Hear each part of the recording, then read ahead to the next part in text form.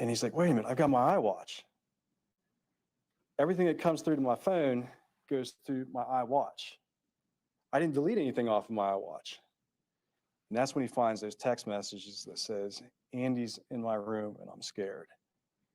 And the mother and Hayden come in and they hand that off to an FBI witness, and you'll hear from her. Her name's Ellen Duffy, and she recorded those messages, and you'll see them later through the course of this trial. Now, the defense, on the other hand, argues that the prosecution actually has no cause of death, no weapon, and finally, no motive. Let's go ahead and listen to a clip from the defense opening statements. Can y'all hear me? This is largely a mathematical task, not a referendum on feelings.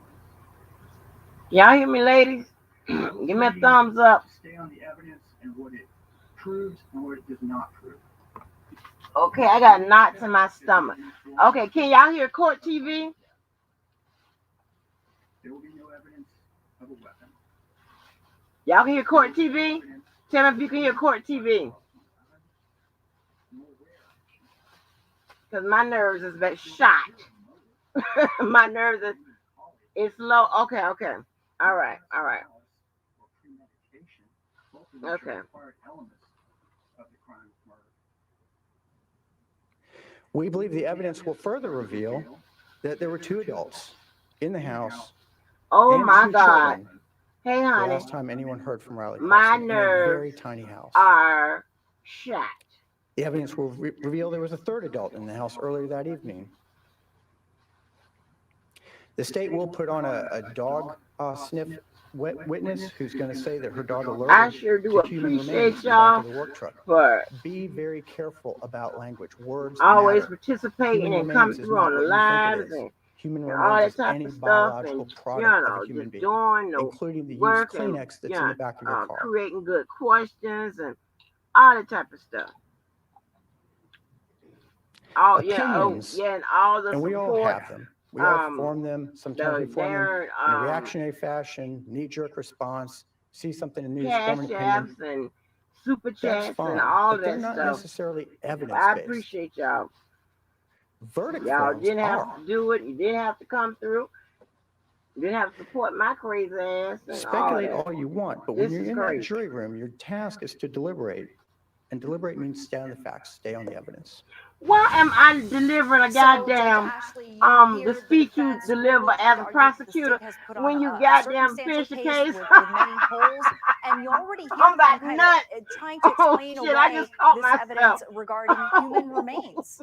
All right, let's talk a little bit about the dynamics of this case. For those of you who might just be joining us, this started today. It is in West Virginia, and it is the boyfriend of the mother who's been accused of killing her 15-year-old daughter, a victim who was found over the side of a deep gully, so to speak, and now he is facing charges, 3 different charges. We have murder, death of a child by the custodian, and concealment of the deceased human body. Now, Joy, significant to me as I was watching this trial this morning is the fact that the victim's mother has now testified. That's right, Chantel Oakley, and she has testified that her gosh, who is the defendant in this case, I mean Monday, they got it done by Monday. During the time period in question. I told y'all they had already decided on those other from her counts. testimony. She was the They had a second problem witness with 2 for the and state 5. taking the stand today. You know. Let's listen. After you walk upstairs, tell me, ladies and gentlemen, the jury, what you did next. Well, when I got to the top of the stairs, Riley's door was closed, but you could see the light illuminating around her door frame. So I thought to myself, I'm gonna say goodnight and check on her, but I'm gonna run in here in my bedroom and change. Did you go in and check first? I said no. Oh Lord, let me shout out to the people that's here already. Oh my God. What up, Karen J? Hey, wifey. Are you sure Mom Life Love? Yes. Spiritual Gangster. Typically, when Riley was in her bedroom, do you know what she was doing most of the time? FaceTiming her boyfriend. Honey. So that's the mother of Libby the J, victim here, Libby Chantel J. Oakley. And after her testimony is finished, we expect to Jennifer. hear testimony from the younger Smoothie. brother of the victim, and we'll be playing Bev audio Davis, only, what not it do, showing my that love? What it child's do? face or revealing his name. Nettie He was 12 Boo. years old at the time that his sister was killed, now 15 years old, Judge Ashley.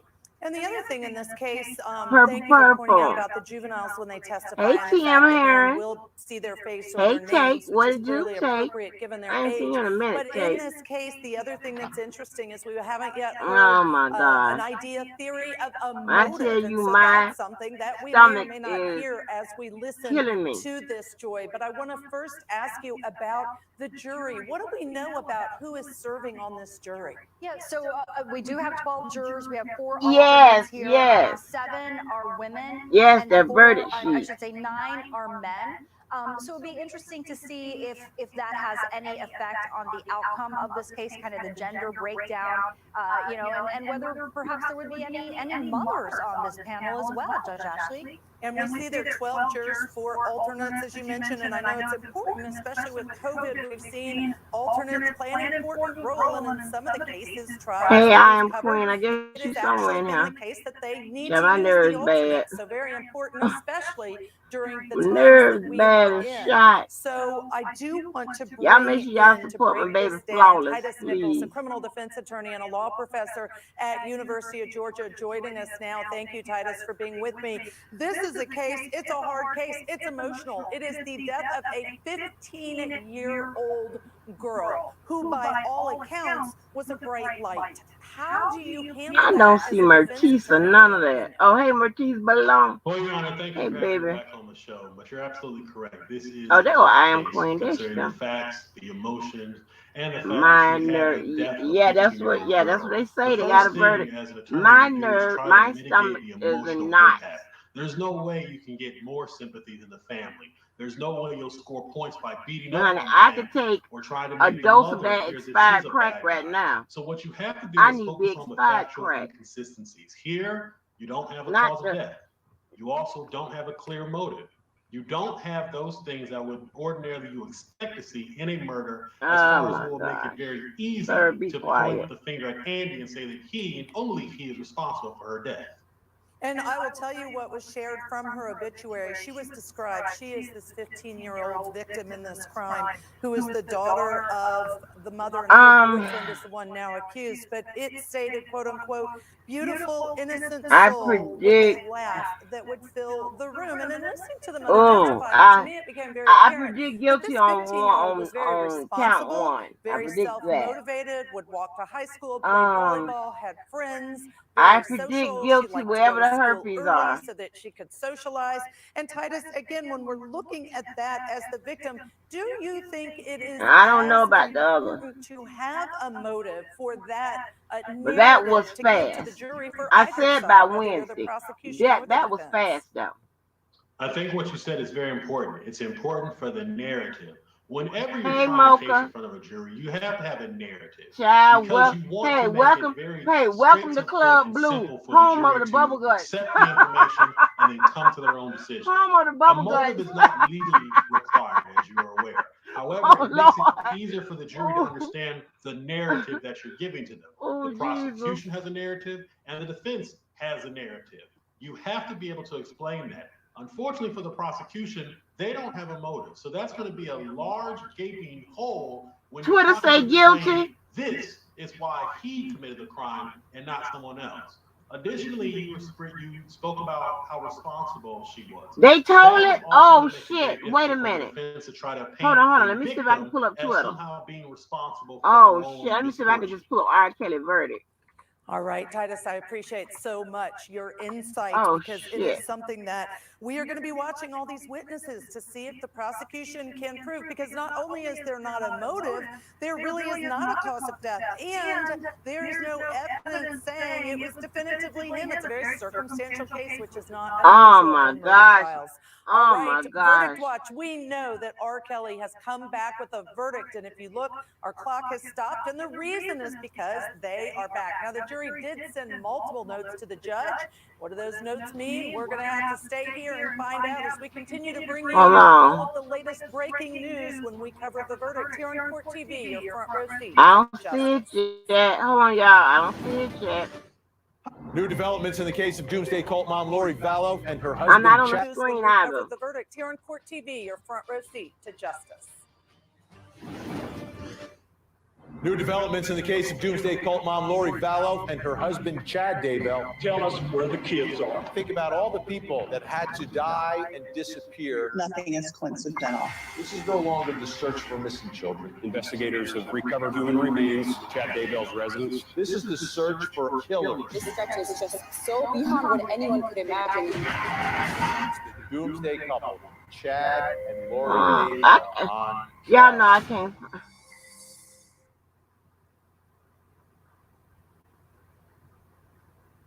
Right, we gotta get guilty of what charges. Let me see. Let me see if I can go to the Twitter Doomsday to couple, Hollywood. Chad I mean not and Twitter. Lori Daybell Oh shit, on trial. YouTube. I can't type.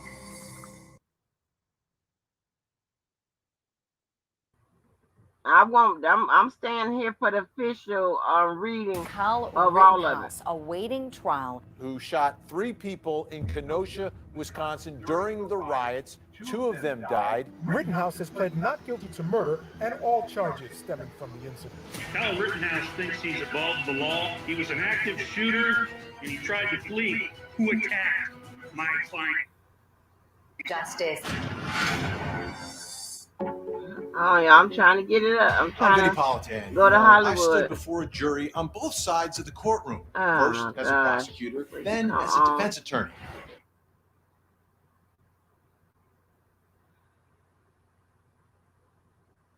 Every story unfolds I'm sorry for my crime. until a verdict is rendered and justice is served. The all-new Court TV, your front row seat to justice. Where's Hollywood? Valentine's Day, Marjorie Stoneman Douglas High School in I'm Parkland. still trying to pull One up of the deadliest Hollywood. school shootings in our country's history. 17 people shot and killed. I got you, Cardi. He was a huge threat to the school. When he I was need it suspended, read they out. found shells and bullets in his backpack. This case will happen. We're damaged and hurt forever and ever.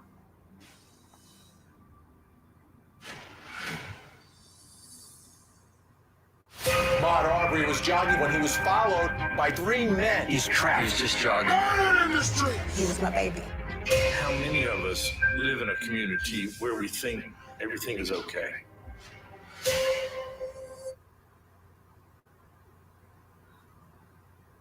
Hold on, I'm trying to stay here for the whole entire reading. But I got Hollywood playing on, but shit, damn, I'm getting the circles. Wait a minute.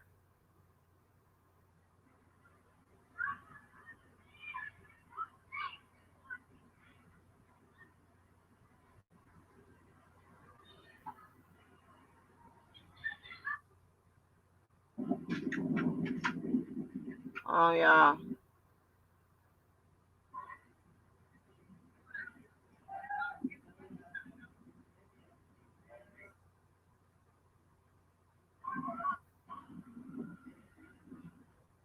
Oh yeah. Wait a minute.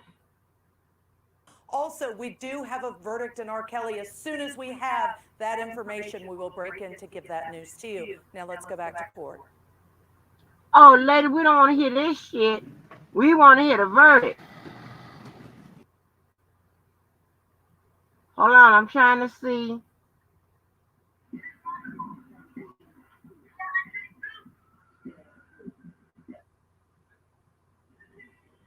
Guilty on 5 counts, y'all.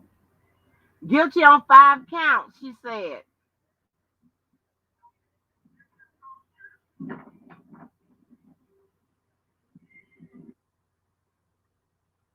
Okay, she said guilty on 5 counts. I don't know what 5 counts, but she said guilty on 5 counts.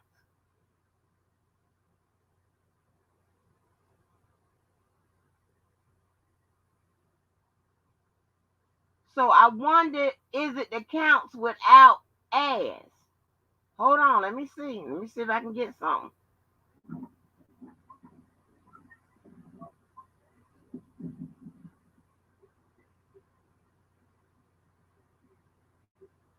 Which charge did you hear? Racketeering, top count is guilty. Guilty on racketeering. Yes.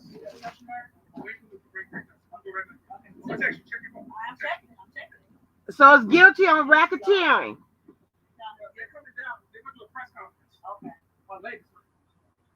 All right. So we got guilty on racketeering. The first count, we got guilty on racketeering.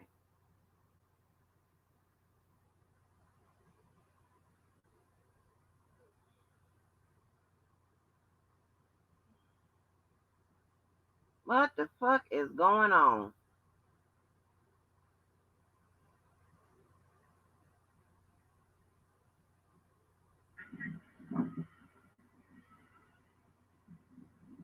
Information right now. Hold on, y'all. That's a very serious charge, racketeering.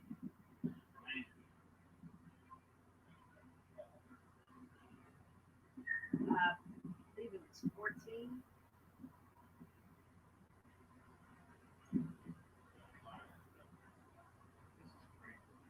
Counts. Yes. Definitely. Definitely.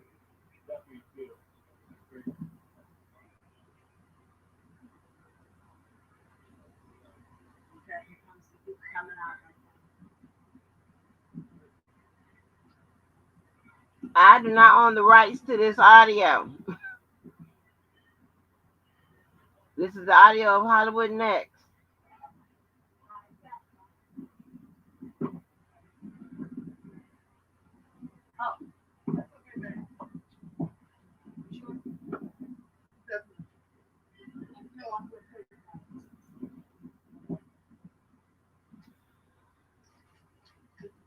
I'm trying to get it.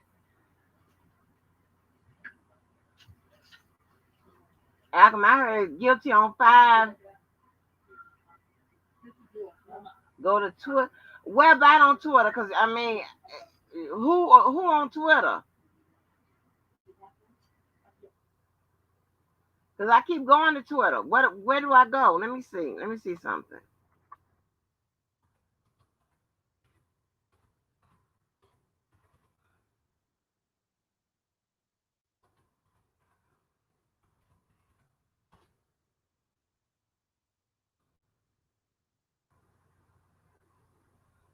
Okay, hold on.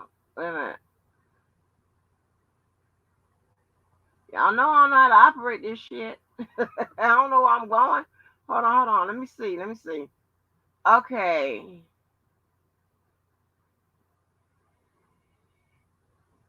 Oh, he faces decades in wait a minute.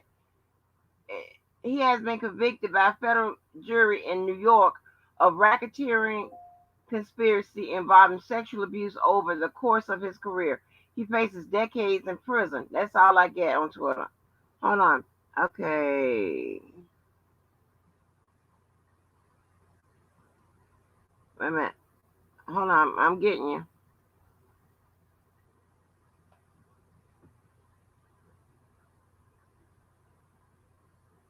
Oh, wait a minute. It says guilty of all 9 counts. That's what, hold on. Who is this person? Pilar Melendez. Hold on. Let me go here.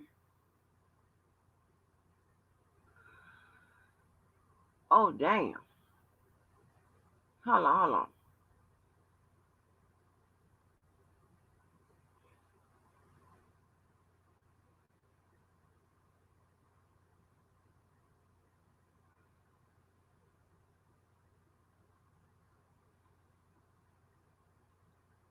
Julia, hold on.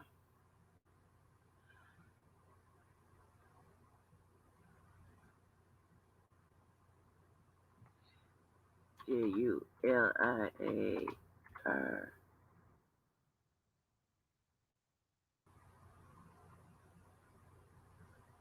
I can't capture that.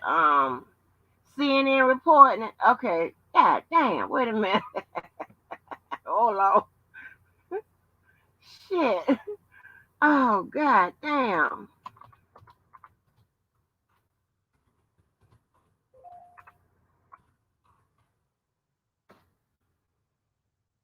Hmm.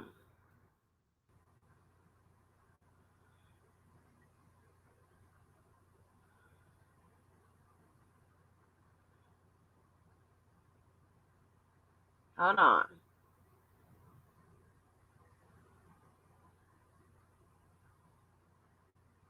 It's just telling me.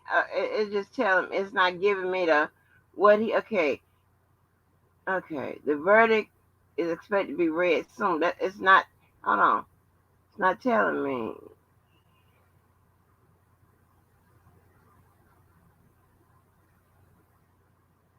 I'm looking on CNN. I'm not seeing it. Seeing what it's telling me.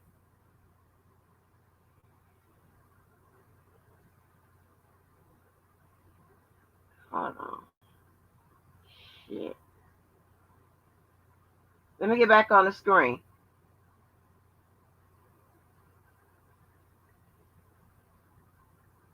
MSNBC. Okay, let me go to MSNBC.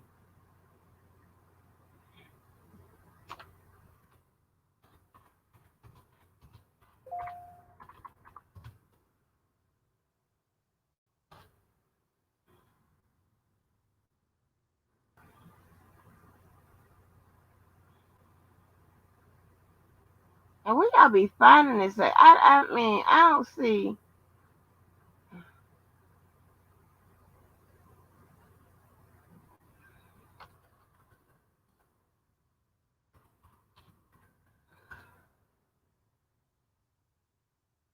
I got me going all over the goddamn.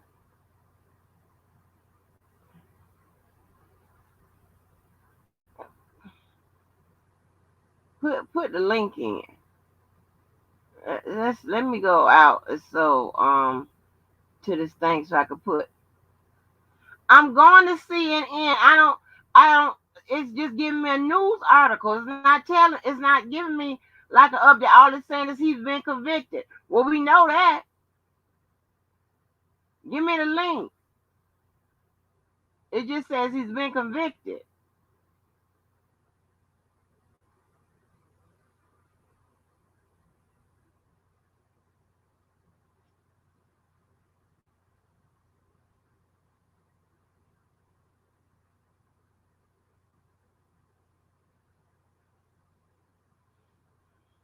I'm on the YouTube side now. I can grab the links. If somebody drop the links, I can grab it.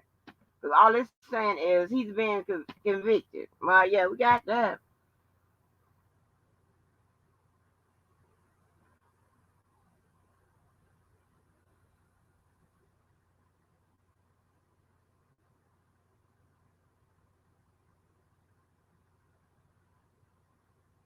CNN.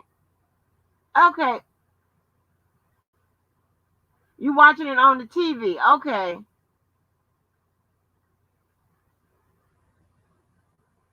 Is that Karen, is that the link? Is that a live link that you just sent me?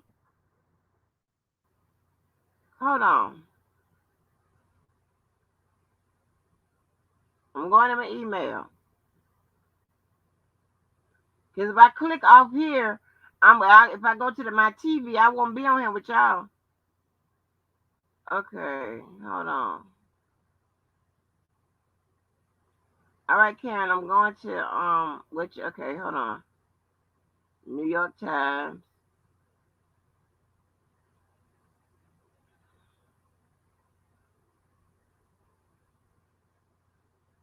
Oh, oh Lord, been found guilty of all counts. Oh my gosh.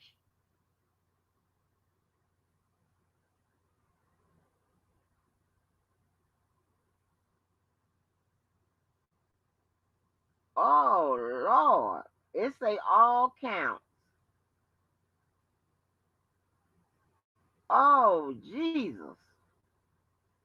Mary and JoJo.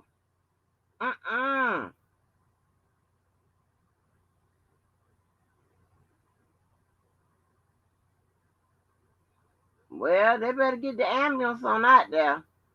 Because they finna pass out. Wait a minute. Share with us what has happened.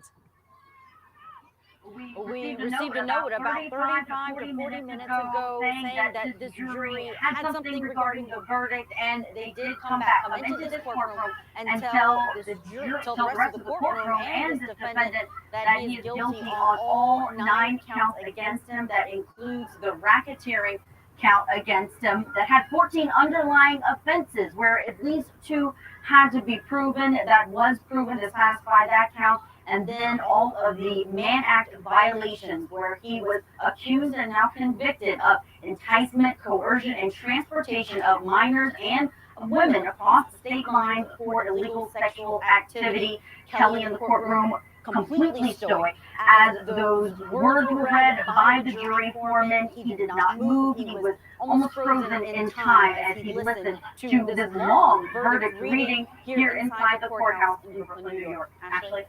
Julia, just like you mentioned, the 9 counts of racketeering, so the jury has found he engaged in illegal activity through a business or enterprise involving multiple Jane Does, some of whom have been named, who we know who they were when they testified. What was the response? That's a bad description. Did any of the jury members express, was there any noise from the jury as this was being read, or was it a quiet courtroom?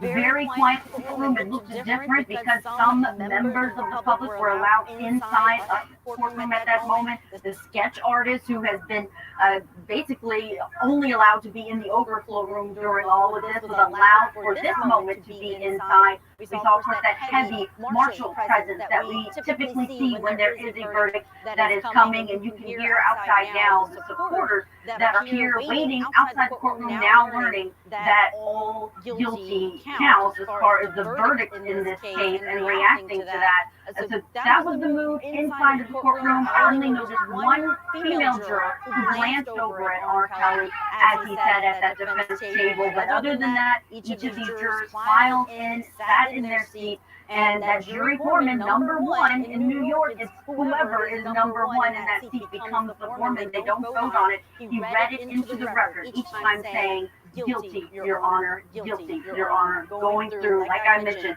14 offenses under that count 1 of racketeering, and then the 8 other Mann Act violations here in federal court. And Julia, this was day 2 of deliberations, and I believe the jury only deliberated for 8+ hours before rendering this verdict. We're calculating it at about 9 hours because they went for about 4 hours on Friday, and then today they started at 9.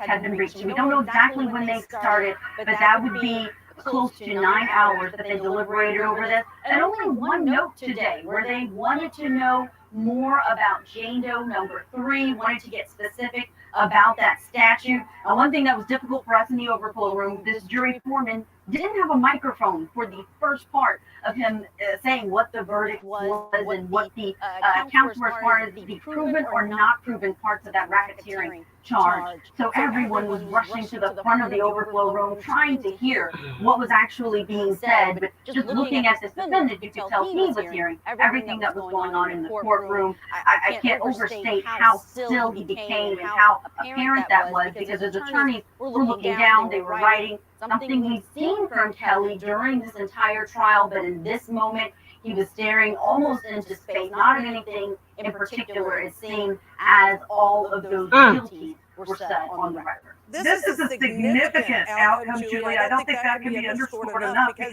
this is alleged conduct. Well, now he's been found guilty. So this is conduct over a 30-year period, a very long period of time. Multiple witnesses, multiple instances, testimonies, very graphic, hard to listen to about the things that he did to women, men, children.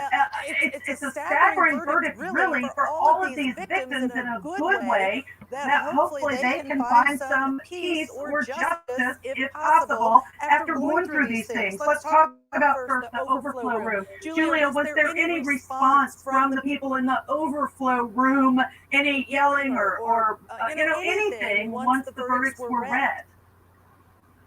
You could hear some gasps from the back of the courtroom, but the main thing was trying to hear exactly what was said. Everyone knew to be as quiet as possible because we wanted to hear this jury foreman. About halfway through, he was given a microphone so we could hear him much more clearly, very strongly reading the guilty, Your Honor, guilty, Your Honor.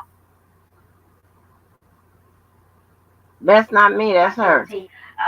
We could not tell whether or not there may have been one of those racketeering offenses that may have been not proven. That was during the time that we weren't able to hear. We're working on confirming that. It seemed that there was something different said during Jane Doe number 3, Sonia, the one who was allegedly kidnapped. That was what he was accused of in this indictment. And that's what it seemed jurors were struggling over because many of their notes and the questions that they asked this court had to do with Jane Doe number 3. But to your point, this case has been a mountain of allegations when it comes to what the federal prosecutors brought against Kelly. They went all the way back to 1994 through 2018 to bring in different Jane Does who reportedly, through their testimony, suffered abuse, suffered coercion, enticement, were used for the defendant's own sexual gain. All of that being told to the jury. And I'll tell you, one of the things I was doing right before we learned that there was a verdict, we were finally listening to some of those recordings that were played for the jury, but not to the public,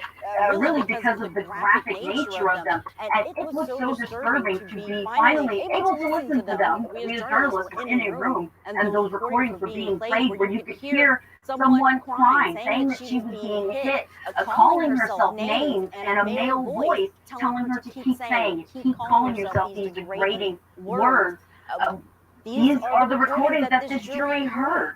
And when you think about what that sounded like, what it must have been like for them to have to hear some of this really jarring evidence, and then to go into a deliberation room and determine if these facts match the law, they determine that they do, and they equal guilty on all counts. All right, let's look if we could. I know we have some full screens about the different guilty verdicts. I want to look at those and then talk to you about something we talked about a little bit earlier, Julia. I know that we've seen the coercion, the counts, and see if there are any other counts that we can bring up to go through. We have guilty on count 2, and that's the transportation offense related to Jane Doe number 5, and she went by Jane. Again, anonymous, these victims, many of them are. Let's see, we also have, if there are any others that we have ready to go through, count 3, the guilty of the Mann Act, coercion and enticement, and this is related to Jane Doe number 5, again known as Jane when she testified.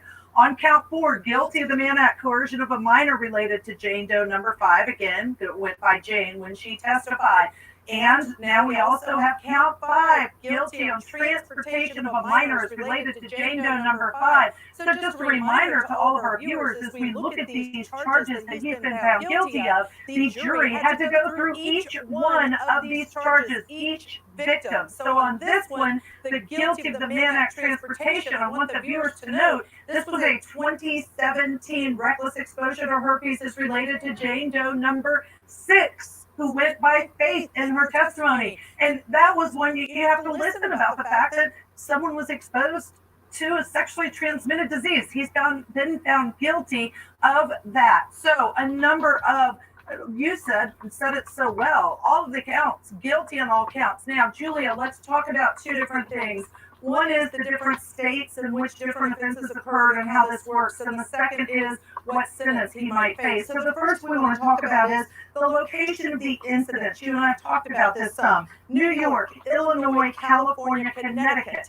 And the jury in this federal trial here in New York had to look at some of the state laws for Illinois. Flesh out a little bit for us how this worked.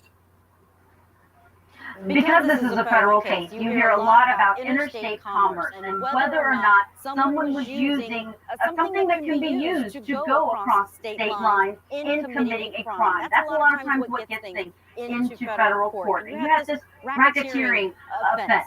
Under that, 14 underlying offenses where you have the Jane Does whose allegations date from 1994 to 2018, but many of them that did not relate to New York were within that racketeering case.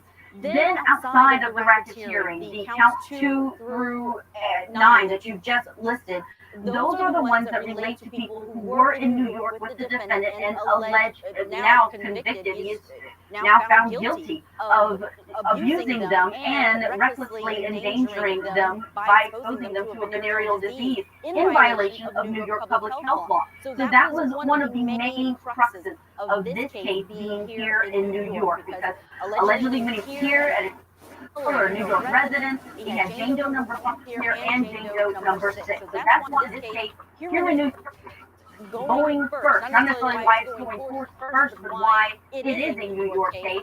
And then you have the other allegations that involve California Penal Code, the Illinois Criminal Code. These jurors had to go over that. They even asked for more clarification on the Illinois Criminal Code, because though it didn't reach to one of those Mann Act violations that were part of the counts in the indictment, it did have to do with what the prosecution and they did that. And Julie, I'm going to intercede only because we're having a hard time with the audio. I think it's because it's so windy there and there's so much going on around the courthouse. So thank you for joining us. Guilty on all counts. Again, Julia today will continue to join us to bring us the latest updates. I did want to share that R. Kelly faces a potential life sentence of life in prison. I want to bring in now Titus Nichols, who is a criminal defense attorney, a former prosecutor, a law professor at UGA. Titus, this is a huge verdict. What are your initial thoughts?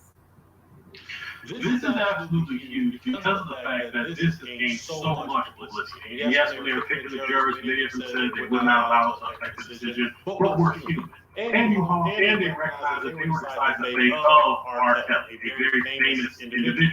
The fact that they came back on every single count of guilty means that they listened to the evidence presented by the government. They listened to the defendant's argument, but they were not persuaded. They truly believed that he had sexually assaulted and transported all these victims for a illegal purpose.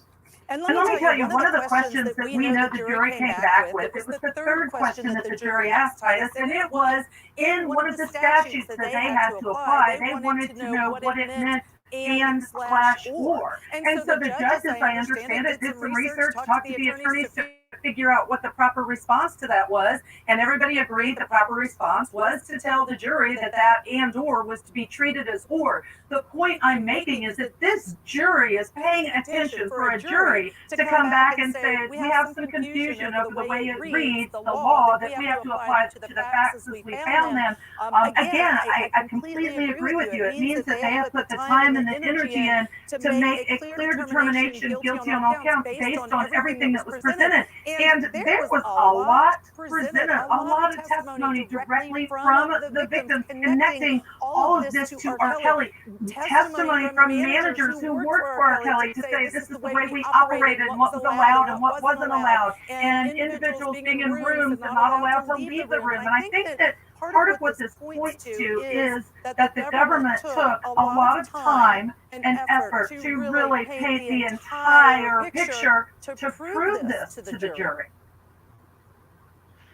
Absolutely. And you also have the fact that the government did not want to have a rehash of what happened in R. Kelly's original trial that took place. Even though it was a different jurisdiction, it was state-level prosecutors, but that had just an entire list of things that went wrong in the camp of the prosecution. Here, the federal government understood they had their opportunity to hold R. Kelly accountable for his crimes against these young women, and they made sure to bring more than just enough evidence, but more than enough evidence to this jury to find him guilty beyond a reasonable doubt.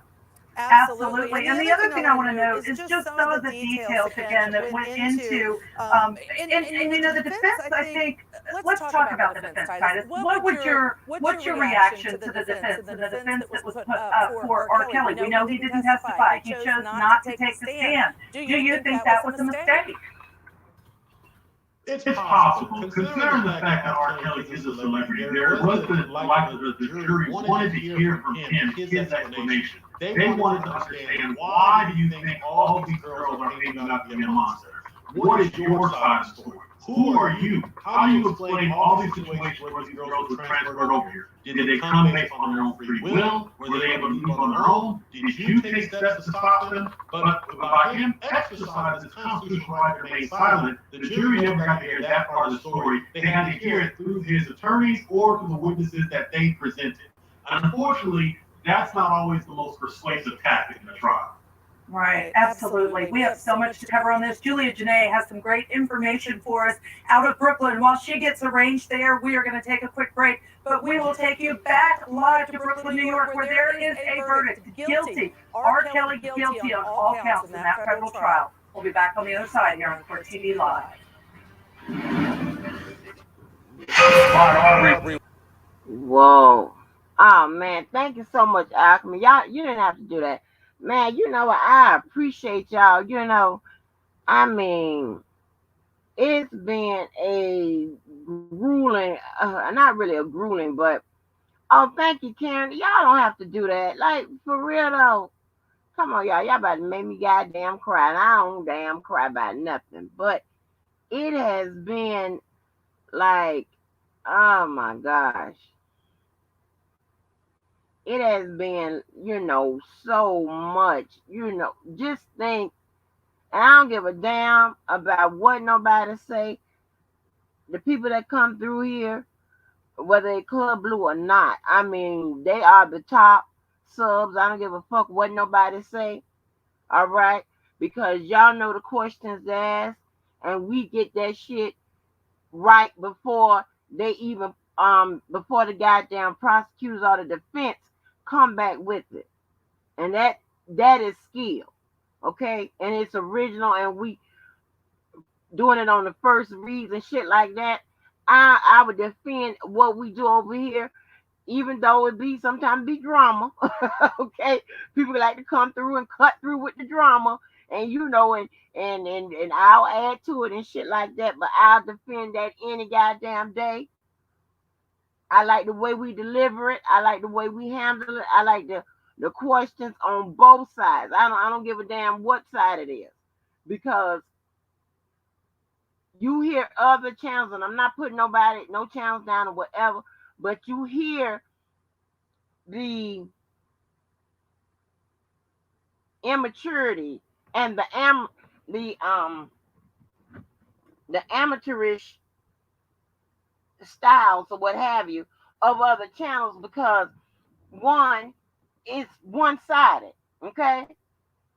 Sometimes you need one side to prompt the other side, and this, that, and four. So I like the fact that I don't give a damn if people come through, say free Kales or lock them up or whatever. It doesn't matter. It doesn't matter to me. You know what I'm saying? Just as long as we get some results and we get something out of it. You understand what I'm saying? We're getting something out of it.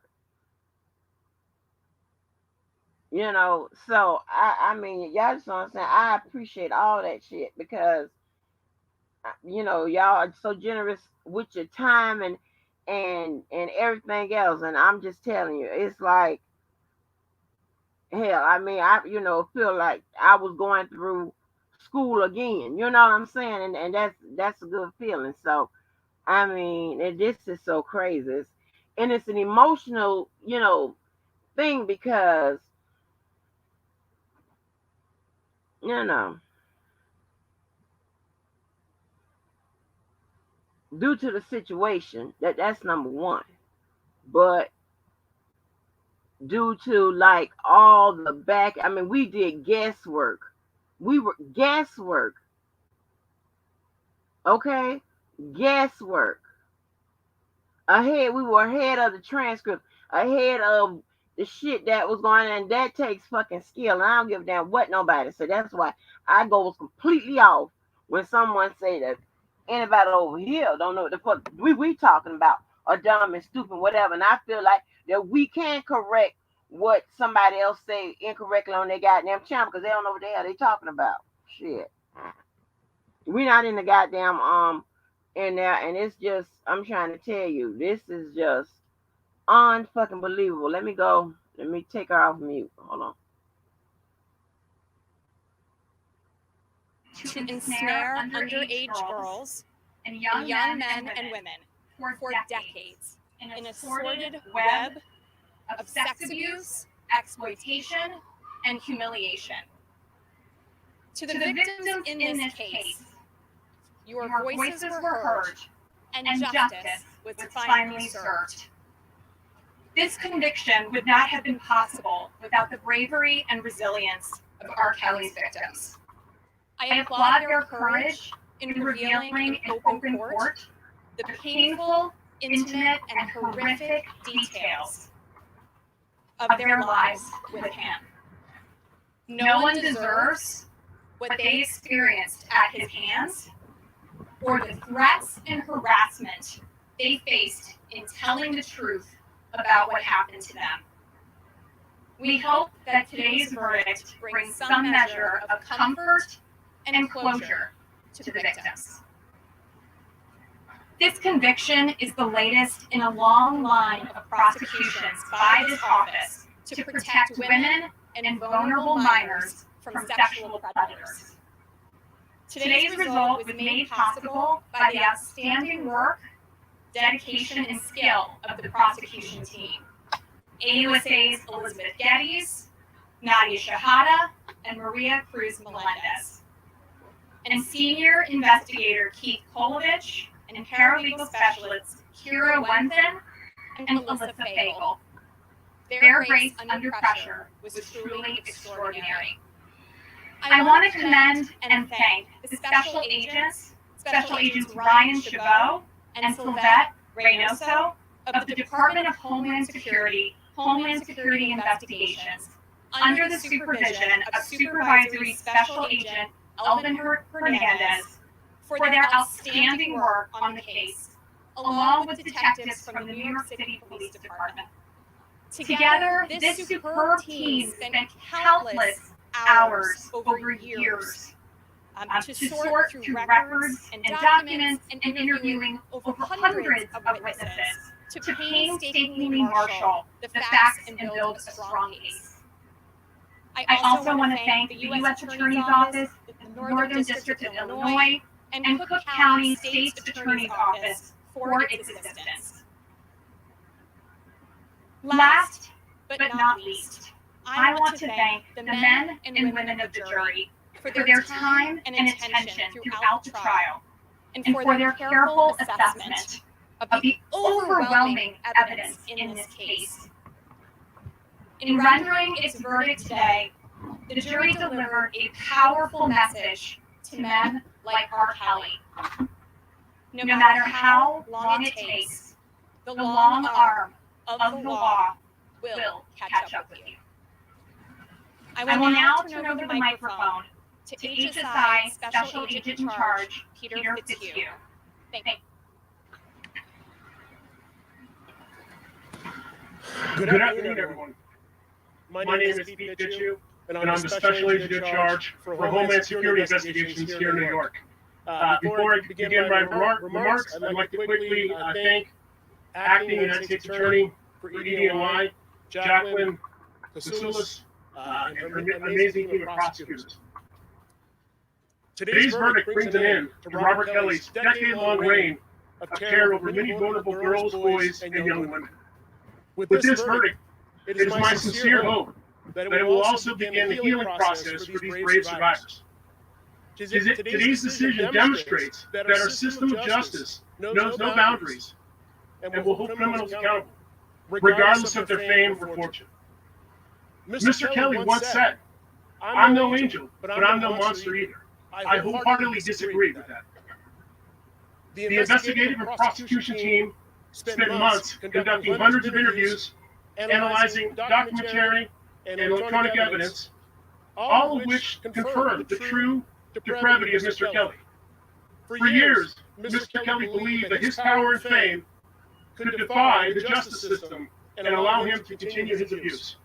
Today, a jury of Mr. Kelly's peers confirmed what these courageous victims have known for far too long. Mr. Kelly is a prolific serial predator. Despite numerous reports of his destructive abuse over the years, Mr. Kelly's brazen acts of intimidation against his accusers kept him shielded from prosecution. Mr. Kelly had the audacity to engage with his associates to bribe and threaten victims, their families, and witnesses, all in an effort to prevent the truth from being told. Make no mistakes, these actions by Mr. Kelly and his associates were not only designed to hide the truth, but to also keep and continue his destructive ways against the young and vulnerable. In their failed attempt to evade justice, Mr. Kelly and his associates made one critical error. They underestimated the resilience and courage of the victims who refused to be silenced. He believed that his fame would drown out the voices, that they would not be believed, and that his notoriety would deter tenacious investigators and prosecutors from taking up their cause. These victims overcame Mr. Kelly's abuse. They deserve to be recognized. Know this, we stand here today because of them. Without them, today would not have been accomplished. Today is their day. HSI and our partners at EDNY take a victim-centric approach to investigations, ensuring that we swiftly focus our efforts on those most impacted by the crime. With this in mind, I truly believe that in light of the great bravery of these victims and their advocates, it would be much more appropriate to call them survivors, as they refuse to remain victims. As we think about the survivors, I would like to take a few moments to speak publicly about the work HSI special agents and our partners performed on their behalf. A lot has been said about the relationship between law enforcement and the communities we serve. Today is a reminder of our profession's highest calling, to protect the public against oppressors. Today's verdict was not inevitable. It was only possible because these survivors placed their trust in law enforcement. They believed that agents and prosecutors would diligently seek out the truth and bring Mr. Kelly to justice. For that, you have my utmost respect and admiration. Today, we stand united with the survivors and our community with one simple goal in mind. Mr. Kelly and others like him will never again be in a position to abuse others. Together, we will continue this work to make certain that one day, days like today won't be necessary. Thank you. Thank you, everybody.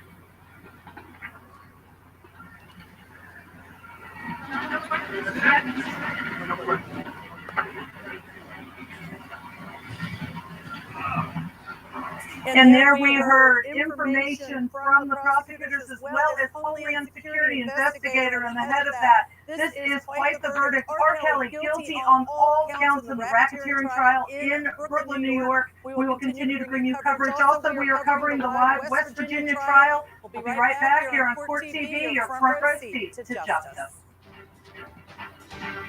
Whoa.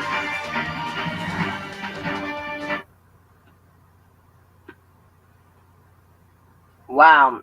I mean, that was an impactful freaking statement. Hold on.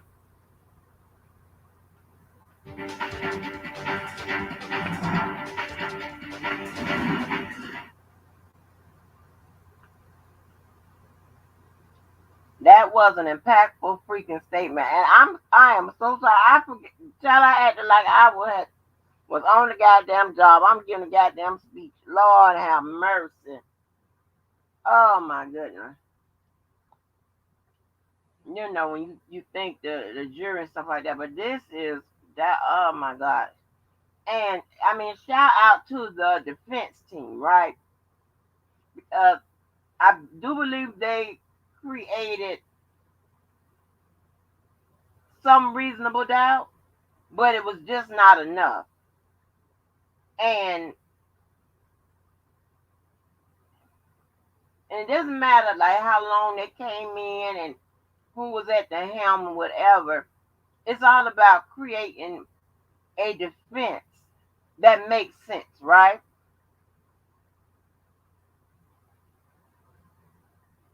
But there was no way of getting around that evidence. He was going to have to excuse it or justify it. Now, with that defense I came up with, and the defense he came up with, it has some mitigating component in it, right? Which means that he should be able to use that to reduce the time that he gets sentenced to, you know, like not the maximum, right? Because he's going to have an excuse or a justification to his behavior.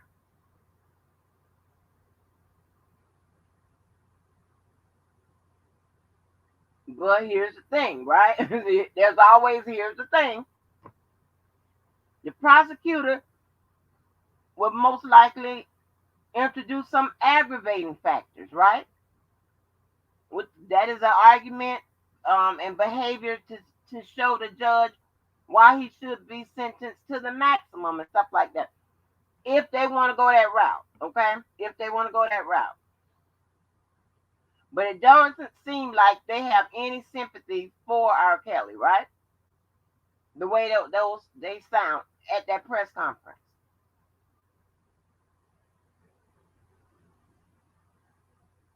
And I wanted to touch upon, like, the jury was trying to get a clarification on the word and or, right? And I haven't read or seen exactly what they were referring to, but I believe from what the judge explained, and I'll put it in my wording for as my understanding what it means typically, in some cases where that word and maybe it was like two elements, right? Or two parts to one element. And she was probably saying that the and mean, because the jury probably thought that they had to prove like both. This if it was two, like both particular circumstances, right? But from what I understand, it meant that it could be either this one circumstance or this other circumstance. It don't need to be both of them. It could be one or the other, or it could be both. So she was saying that and in that situation meant or. Y'all follow what I'm saying? Okay, let me go back. I want to start first in New York, where R. Kelly has been convicted on all counts, all 9 counts, racketeering. That has been a pattern over 30 years. And the prosecution did its job and proved the case beyond a reasonable doubt, according to the jury verdict. Again, guilty on all charges. I have with me a panel of esteemed guests and our own Court TV.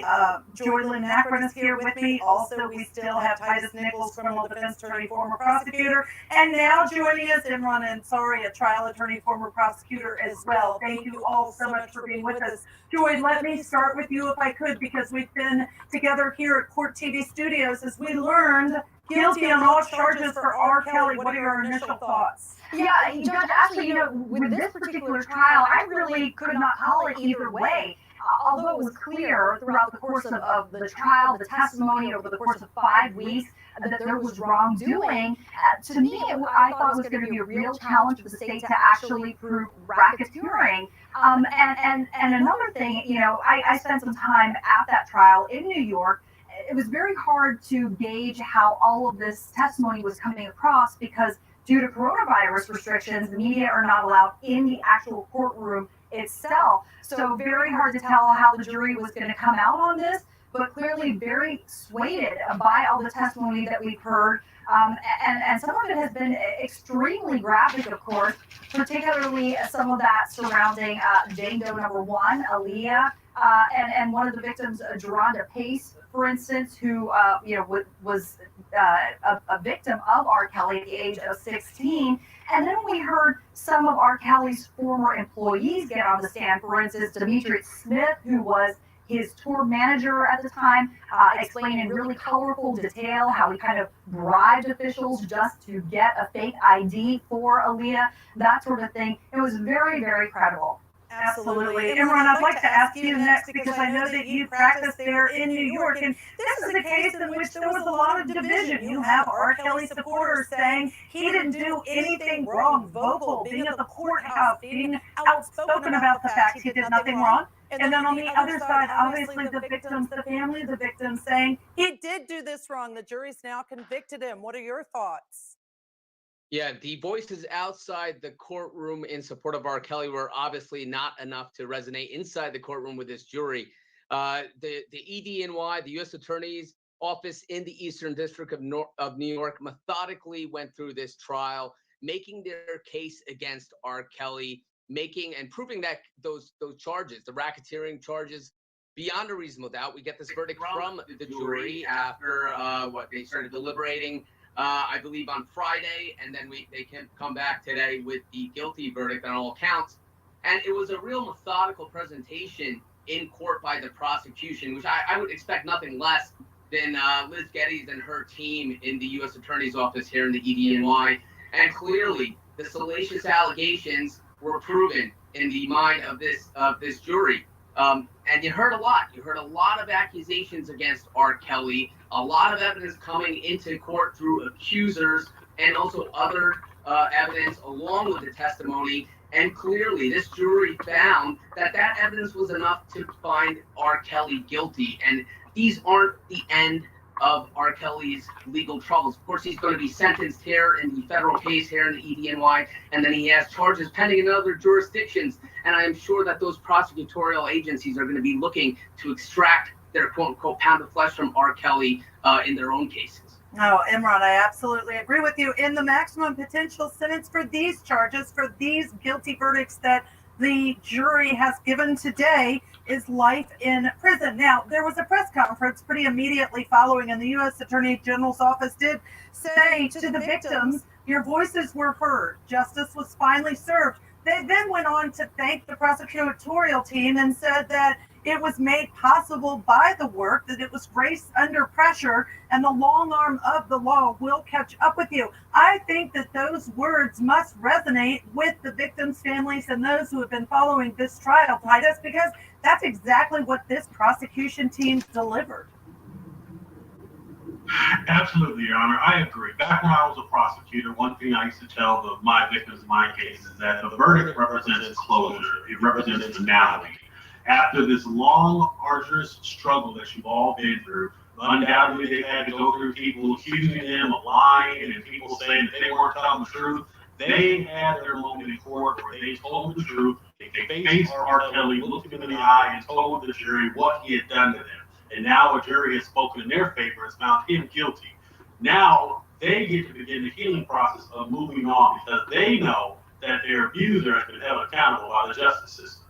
Absolutely. And Joy, I must ask this. I know hindsight's 2020 and we always wonder and we'll never know, but we do know that R. Kelly made a choice not to testify in his own defense. And the verdict couldn't have been any worse for him. He got all guilty verdicts on all of the charges. So do you think that looking back on it, it might have made a difference, Joy, if R. Kelly had chosen to take the stand? I personally do, because sometimes silence speaks volumes, right? And sometimes people infer that he doesn't have, he couldn't really defend himself adequately, and that's why he decided not to take the stand. We also know that being this kind of megastar that R. Kelly was, he's a charismatic guy, and, he's beloved by... That's not me. Perhaps it could have been favorable to him if he did take the stand. That said, his defense did have a cohesive argument, a cohesive kind of alternate theory. They argued that some of these victims were, quote, Monday morning quarterbacking, that as these kind of allegations began to surface, it sort of snowballed, and that they stood to gain notoriety from their relationship with R. Kelly. The defense argued that some of these were long-term, beautiful relationships, that's a direct quote, beautiful relationships, that they were latching on to, quote, buzzwords that they had seen in the media. And they really harped on the fact that while the jury was not to be exposed to media coverage, that these victims were. And, they really tried hard to kind of argue that even the publicity in the aftermath of the accusations was something that these victims stood to gain from. So, I did wonder if there was something that perhaps R. Kelly could have built on in his own defense based on what his attorneys were putting out there. And you have to wonder if speaking in his own voice might have given any information for a jury to listen to the other side of the story. And I say that because if we look at the Jane Does and the allegation proven by the state in this case, the first Jane Doe was a 15-year-old, and he said she was 18 in order to marry her. The second Jane Doe number 2, is the one that was 16 and he recorded sex with her. Jane Doe number 3 was locked in a hotel for multiple days and then had sex with her, relationships with a 16-year-old, Jane Doe number 4, a pattern of physical, psychological abuse, and it continued in multiple instances of it. So let's break this down if we could, Imran, because this is something I think viewers want to be aware of. This is going to be multiple potential sentences because there are 9 guilty verdicts. And so I just want to mention the sentencing ranges. We know for count 1, it's up to 20 years of imprisonment. We know for counts 2, 6, and 8, 10 years imprisonment on each of those counts. Counts 3, 7, and 9, up to 20 years imprisonment. And then counts 4 and 5 with a mandatory minimum of 10 years and up to life. Can you please help explain how it works when you have this many different guilty verdicts, potential sentences, and how they could run concurrently or not? What are the possibilities?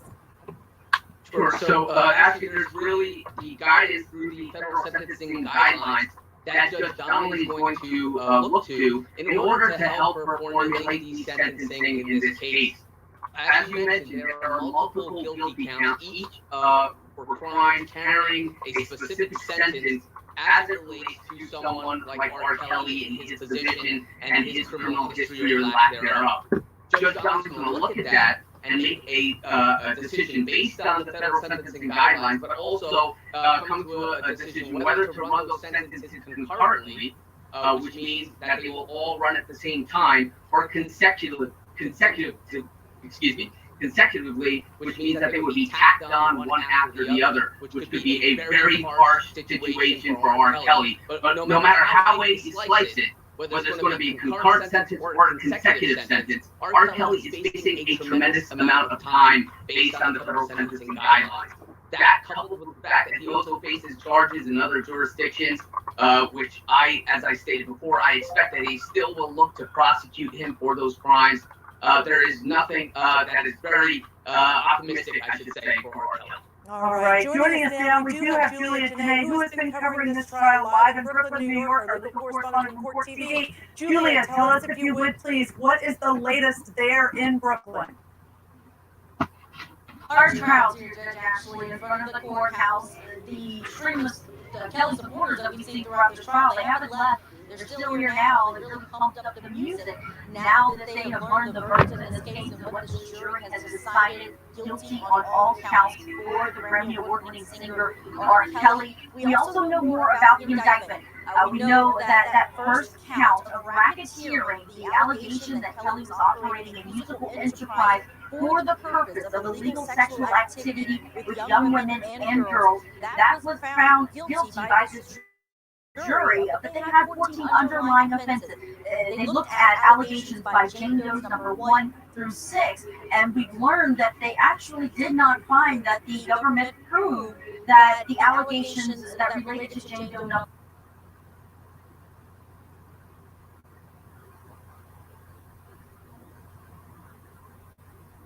this count of racketeering is still guilty rather than not guilty.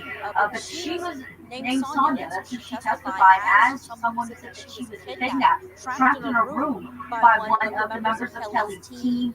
And she is the one Jane Doe who is not being vindicated in this verdict. But again, for the rest of the counts, and including that count, that her allegations were a predicate offense under this jury did come back with guilty. Oh, Julia, thank you for that great information and all those details. Do we know anything about what's next in terms of a date for a sentencing hearing? We have not heard what the specific date on sentencing will be yet. We will be asking, but we know right now this defendant is being held in the Metropolitan Detention Center here in Brooklyn. And this is the only case that he's facing charges at. So regardless of what happened here today, he would have still had to travel back to Cook County in Illinois to face those state and federal charges there and a pending case in Minnesota. So this is the beginning of the legal trials for R. Kelly. In this time period, you know, in 2008, we had a child pornography trial that he was acquitted of. This is his first time being in a courtroom and hearing the words guilty. All right, Julia, thank you so much for your excellent coverage. I know you'll continue to bring us any other updates. Again, a reminder to viewers, he remains in jail. His bond has been denied, and now that he has these guilty verdicts, he certainly is still in jail. We need to take an opportunity to squeeze in a quick break. But when we come back, you haven't missed a thing. We will take you live back to West Virginia versus Andrew McCauley Jr. here on Court TV. Okay. So as I was getting into and this is so damn crazy that we be on right on target with the shit that we should be talking about because they talk about it, right? So I was talking to you about aggregate sentencing, right? Which is what they were talking about. And I didn't catch all those time frames. I don't know if anybody wrote them down, but pretty much is the minimum and the maximum sentencing when it comes to RICO. It goes by the predicate act, right? It goes by that particular charge. So just say if it was second degree murder, right? Under RICO, what have you, it will go the sentence, the minimum and the maximum would be the sentence what they have assigned to, like, for second degree murder.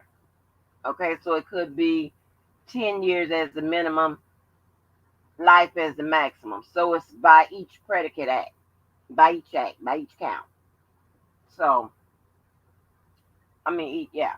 So now, when it's multiple, as I explained a few lives ago, maybe as much as 2 weeks ago, when it's multiple charges in one case, it's supposed to run, and the judge has the power to do whatever. But when it's multiple charges on one case, it's supposed to be consecutively. When it's multiple, no, I'm sorry. It's supposed to, it's concurrently first, then consecutively if she decides to. If it's all in one, it's supposed to be concurrently, right? But she has the discretion to make it consecutively. When it's two different Fed cases, right? It's supposed to run. Make sure I have it right. Hold on. Let me think. Wait a minute. When it's multiple Fed cases, it's supposed to run consecutively. When it's multiple charges in a case, the first option is supposed to run concurrently. But she has the option for it to run consecutively. And then if the and then the state usually follow whatever, so it could, it could sentence, it could just adapt whatever the sentence have been given for the Fed cases, or it could, can do its own thing. But yeah, so we'll go over that. Hold on, let me go back. Let me see what we got. See what she's talking about. You all caught up. Let's go back to the courtroom. All right.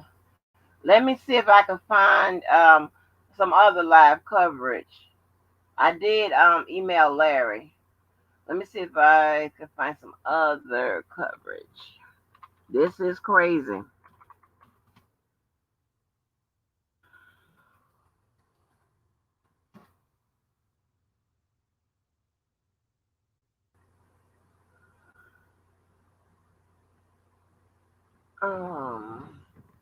Hold on.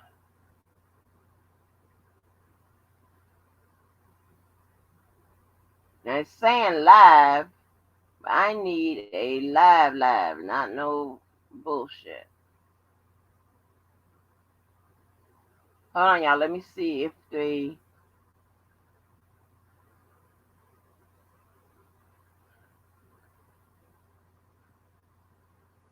See if we got TV or something going. This is crazy.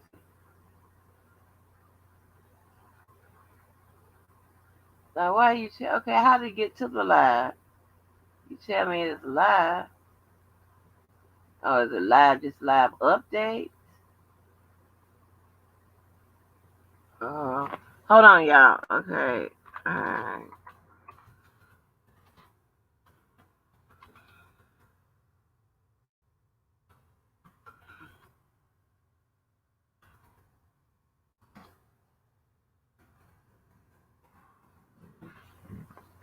Baby, you're my everything. Let me see if this is a live one. Let me see if there's video.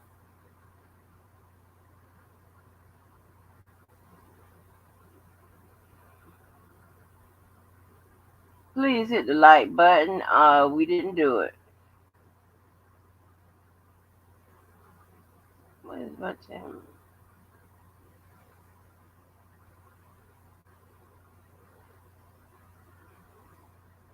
I'm trying to see if this is a video.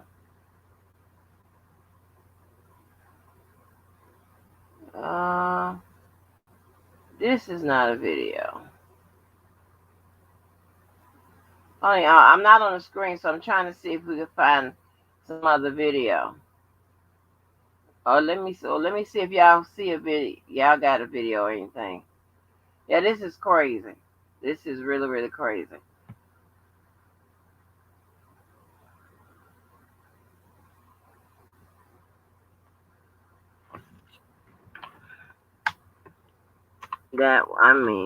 Good Lord.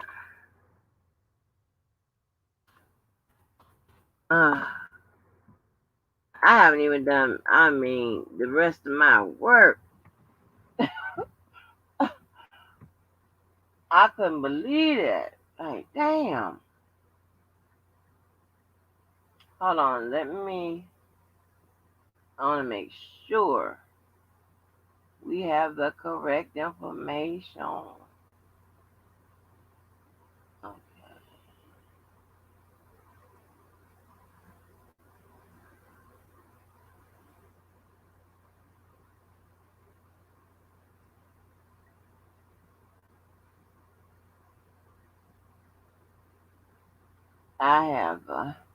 I still have the handbook, honey.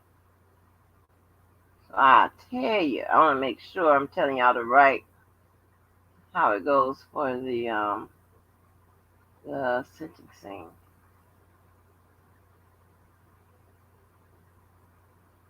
But look, hey.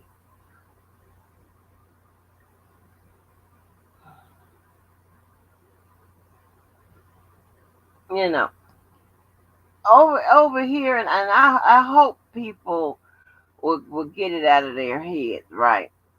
We go by the information, right? The case. The case is the indictment. All right? If anything in the indictment, the transcripts or anything like that is incorrect, then the attorney on either side will ask the court to make those corrections, right? As we have seen them do. Try to, they've tried to amend it or whatever, but definitely if something is incorrect, they will do that. And it's recorded as well. So it's recorded live. We're only going to deal with the facts. We're not going to deal with anybody's emotions. And if anyone can't understand that or what have you, I feel sorry for you. Oh, thank you, Karen. You don't have to do that. You're so sweet. That goddamn child is so good to me. And y'all, and shouts, I can't thank y'all enough for always keeping my outdated, old ass informed with all type of resources and things that, you know, we use, you know, to make it work. But we didn't make the indictment. We didn't transcribe the transcript. We didn't do none of that shit. None of it. The law is not based on somebody's feelings, emotions, and what they believe is right or wrong or fair or unfair or whatever. It's not based on any of those things. It's based on what is written, what's expressed, what can be interpreted, and things along that line, right? It's not based on no lies, no make believe, no theories, no conspiracy theories. Let me put it like that. None of that.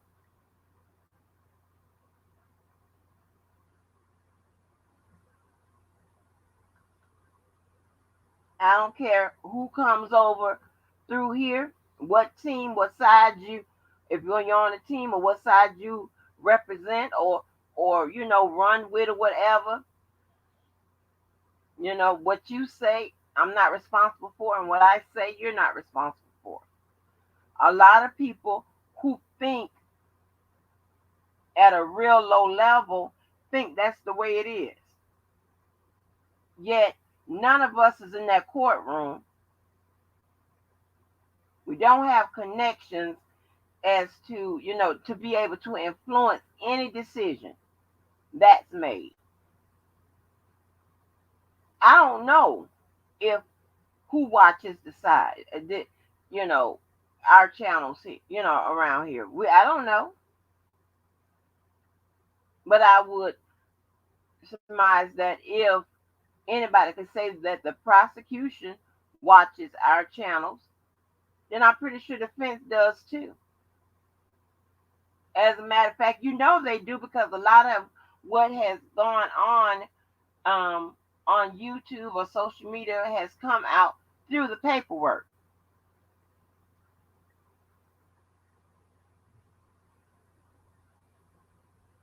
We didn't, none of us committed any crimes, assisted any crimes, and more importantly, none of us generated any evidence.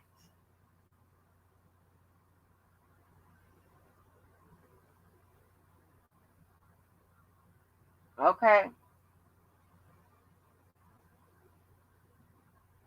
You have people that's supposed to be fearless R. Kelly supporters and this, that, and the third that have said bad things about him. But yet they want to say, I have to use myself as an example, I'm not for R. Kelly. Well, here's the thing. I'm not for or against him. And I guarantee you, we've done more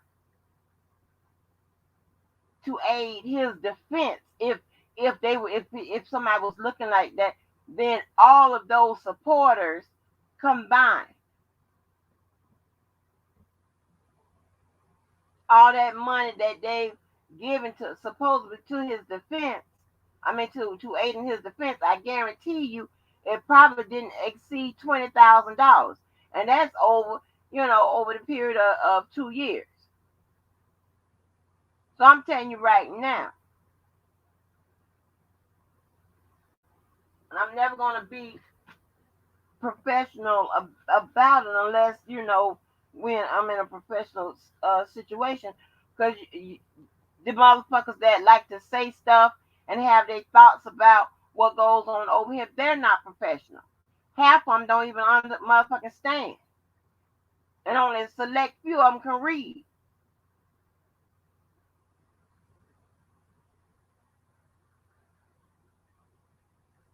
They talk shit. They make up the law. They think that the law is governed by what they think it's governed by. Oh, thank you so much, Tim Henry. Y'all don't have to do that. I'm serious. And I keep saying over and over and over again, you know what? I see the same, and I have to do whether it's 5 people, 50 or 500. It's not the quantity, it's the quality. And I'll do it with some people that understand the law and how, to apply it. You know what I'm saying? And they don't give a damn. Like people like Jeffrey Taylor, people like Dom Kane. If I could ever get in Dom's head, it's not about what he think is fair, this, that, and the other. It's what the law says, and the law may be unfair in certain situations. Man, thank you, Mission. Y'all about to make me freaking cry. I know y'all hope that. I know y'all know that. And I was so glad because they always asking, well, why this person not being arrested? Why this person not being charged, whatever. Now, I've always said it's up to the charging authority. It's up to the prosecutor. And I was so glad that Judge Joe Brown said that. And a lot of people around here think that just because they don't understand the process, then it must be incorrect. It must be wrong. It must be unfair. It must be a setup. It must be this, that, and the third. No, you just don't understand it.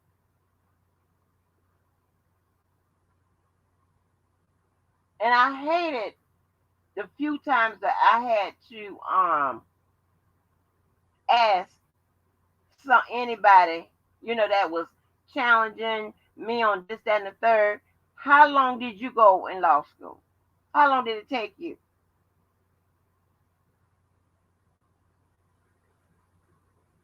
As I began to get into it yesterday, talk about like Dr. Rice. He's sitting up there talking about the book he done read, and he had already said this and what, as if he was the authority on a case, right? And he and I, had a couple words early on, right? Because a lot of these people, when I came on, a lot of these people spoke as if they were authorities on the law, authorities on psychology, or what have you. And I take you for your word, right? Until I listen to you.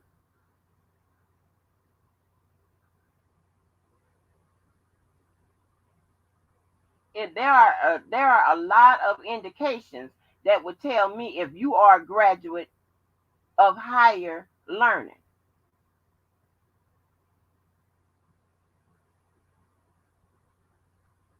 That means a 1-year technical certificate and above.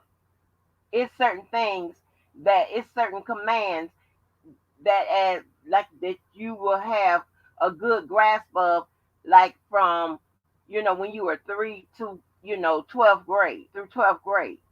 A lot of basic shit you would know. And when you don't know that shit and you don't know how to pronounce like the simplest word, I ain't saying I get all the words right. That's not what I'm saying, but little motherfucking words and shit like that.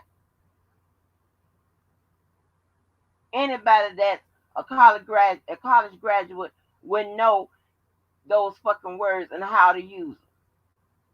And I'm not throwing no shade and I'm not naming no names because it applies to a lot of people.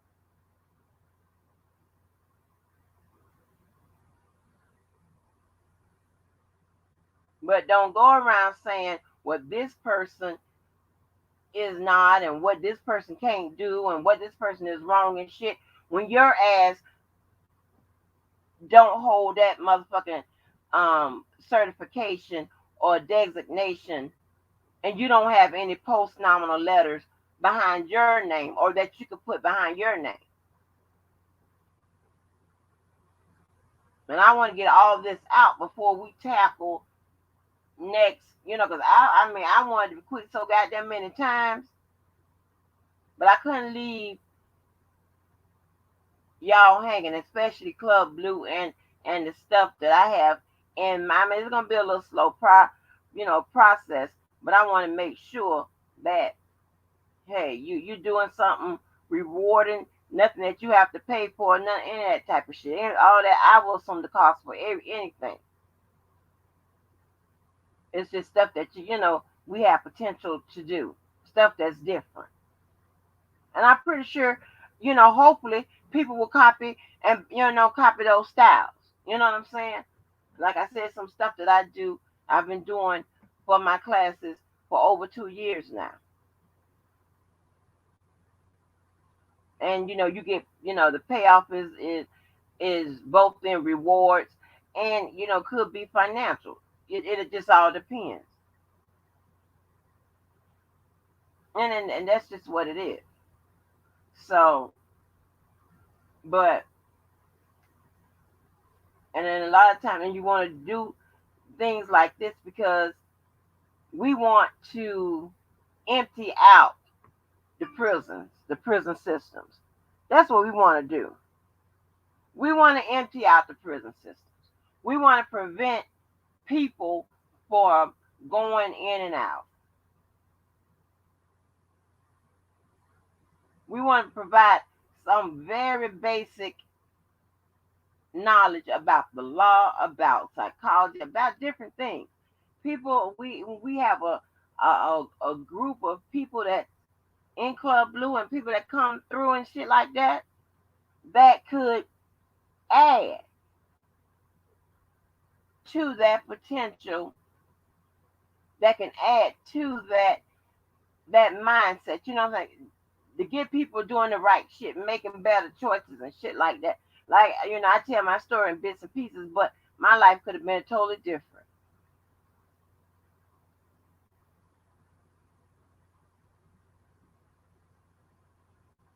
Yeah, every now and then I do get into a fight or what have you. But, that shit I have to work on. But I also make sure that whenever possible, I'm doing the right thing. That I'm making right choices and I'm trying to help somebody, right? Even though they may not help me. And I have people that say, and I just don't see it this way, but people that say, like, why do you share out other people's stuff and they don't share? I mean, why share other people's stuff and they don't share yours? And I'm like, I can't live my life based on what somebody else would do. Sometimes I will say, okay, well, shit, they don't, do shit for me. I ain't doing shit for them or whatever. But that's forcing me to be a person that I'm not. So I'd rather just be the person that I am. And be helpful or whatever. Even though it may backfire, motherfucking bitch ass niggas will try to stab me in the back and whatever. That type of shit. Whatever. But, as always, I always win and I always be all right and I always hit my target, right? So, and it's just what it is. I'm not worried about none of that. I don't want to deal with the emotion of hate and stuff like that. Don't know how to, this is foreign to me. And I have to let it, let that emotion go. I ain't saying about no forgiveness. I have to let it go. Because I don't know how to deal with it. And sometimes that's why I have flashbacks sometimes when I'm on this live. Because I can't get to the goddamn people. Okay? So I ain't got no choice but to fuck them up from wherever I am. Or if I ever get across them, I get them, right? And that's just what it is. Hope they understand just like I understood when you come fucking with me. That's just to keep it 100. But I, don't like the bullshit, I don't like how we treat each other. I mean, even it's so much jealousy and it's so much mental health issues that goes on around here. It is unbelievable. It's delusions.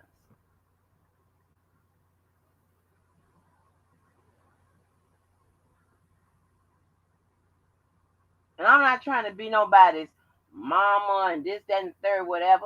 I believe that if I have something positive to say, if I can tell you that fire burn and you don't have to go walking in that motherfucker, I think I should tell you. And I hope somebody would tell me. You know, it is so, I don't know what the fuck is wrong with a lot of these people around here. The hate, the shit like that is so crazy. And a lot of these people around here think that they have haters. No, people just hate you because of how you are, how you think, how you behave. That's what it is.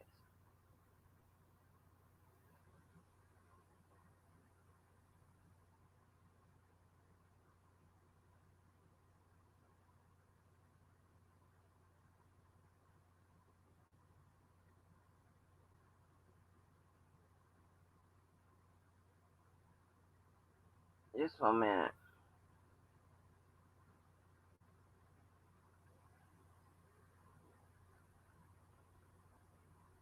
Hold on.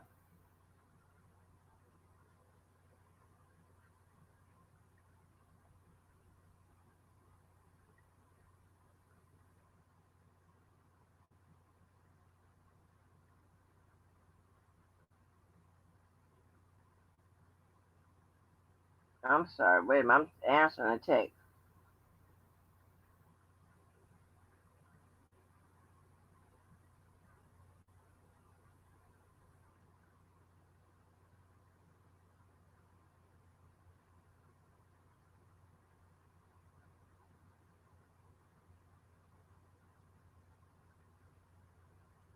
Okay, I'm sorry.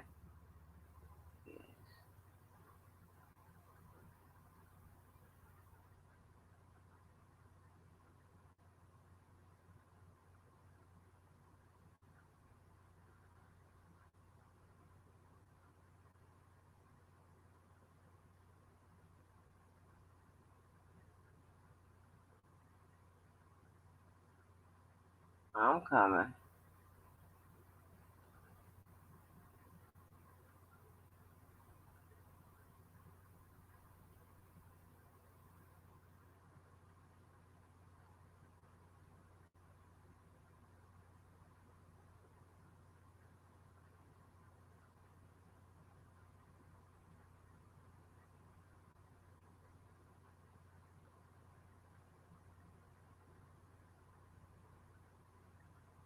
Okay, sorry about that. So, and I mean, I just find it so strange, you know, how these people act and treat each other. And if they do that, you know, online, they doing that shit. They just, that's how they are offline. And I refuse to have, you know, and it's not about, again, I said over and over again, it's not about me thinking I'm better than, you know, people and this, that, and the third and shit like that. No. It ain't got nothing to do with about social status and shit like that. It has something to do with how a person is. And there's a lot of motherfuckers I wouldn't fuck with them in real life. And I'm happy I don't have to fuck with their ass online. I'm actually fucking with people that are some good goddamn people. And I like it that way. I love it this way. I love it. Nobody calls me and tell me what to do about no goddamn YouTube, who to deal with, who to check and who to give my money to and or none of that. Because I believe they know if somebody call me with that bullshit, they gonna get it. But I hear a lot of YouTubers complaining that people have the nerve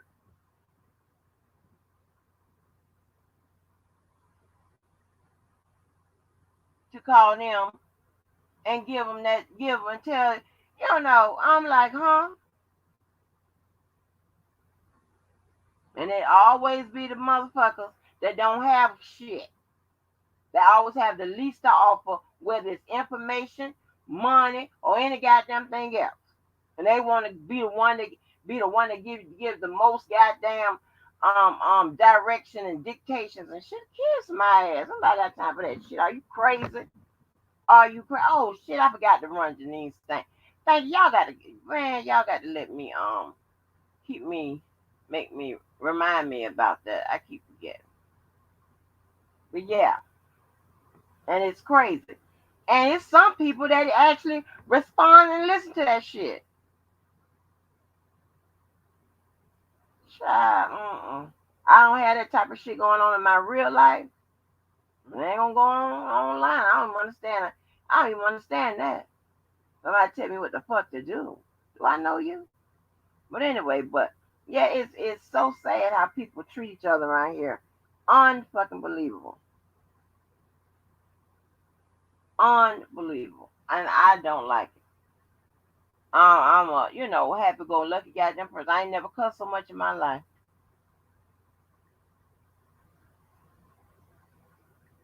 Got to sit up there and hunt people down and plot revenge and shit like that. Nobody got time for that shit. Hell, I want to eat skins, shop online, try to find masks to save my old ass from the coronavirus. Contemplating buying hazmat full body suits and shit. Because I don't know how this corona gonna do us. And that's what I'm talking about. I like to get somewhere and laugh. And shout out to the people that that I be talking to. You know what I'm saying? Now, when I tell you, try. The Lord, sometimes people do shit and cause themselves to remove themselves out your way and out your life and you don't even have to do it. And that just like, hey, I like that type of shit.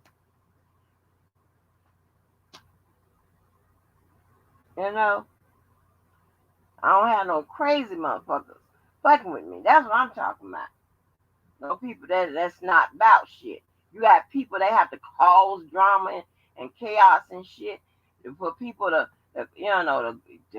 go to their channels and shit like that. You got people and I told y'all, just look at videos and just people that be going live and stuff like that, and you be wondering, is this person crazy? I mean, you got people that can talk about themselves for 6 hours. Just lying and talking and bragging. How do you even do that? Damn near every day. Oh, shit. Like,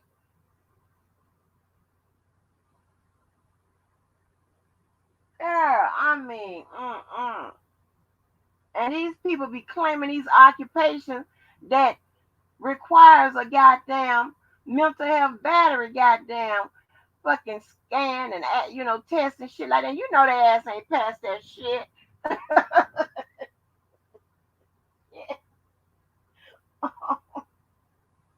And you know it. Damn.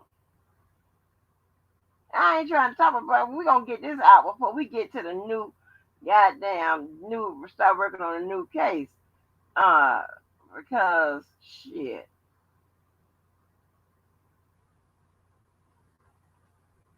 To find some people that can understand what the hell, you talking about, it's a lot of stuff we went over that that law students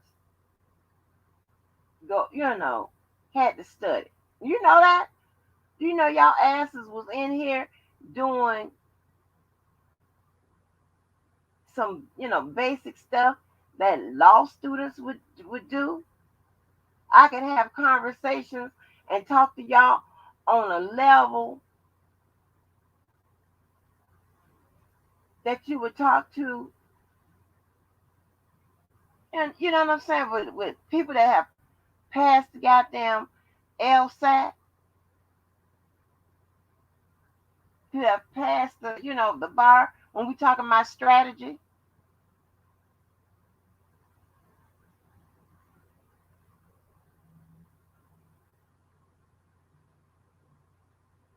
Right, Libby J. Oh, I'm just sorry. I'm just looking up at the screen.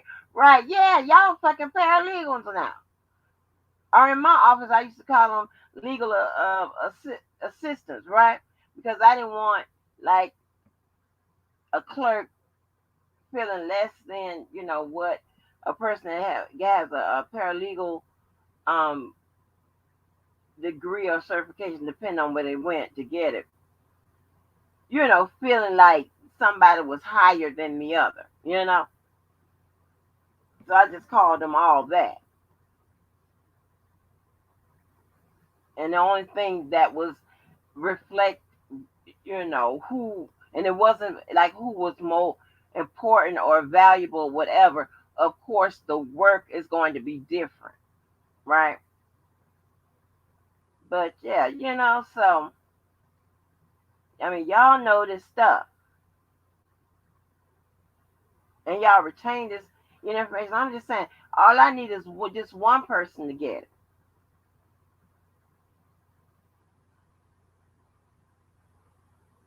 Right. Y'all have, yes. Oh, y'all make me feel so proud.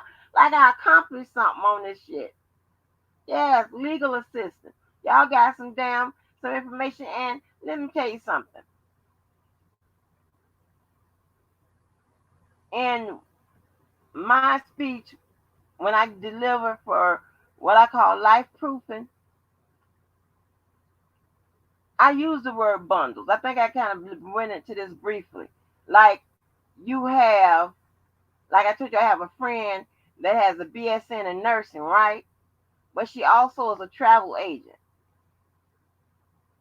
That's a part of your bundle. And when I upload all them calls and stuff I have with my friends that work in different professions and stuff, hey, like the fake ass girlfriend, she is a high insurance exec at Blue Cross and Blue Shield, but she also is a property manager leasing agent. And she also, has some other stuff. And I have had, I don't have a resume. I haven't had a resume in I believe, over 12 years. I have a portfolio, right? And it is on, what is that thumb thing? The thumb drive. It used to be on a DVD, but it's on a thumb drive.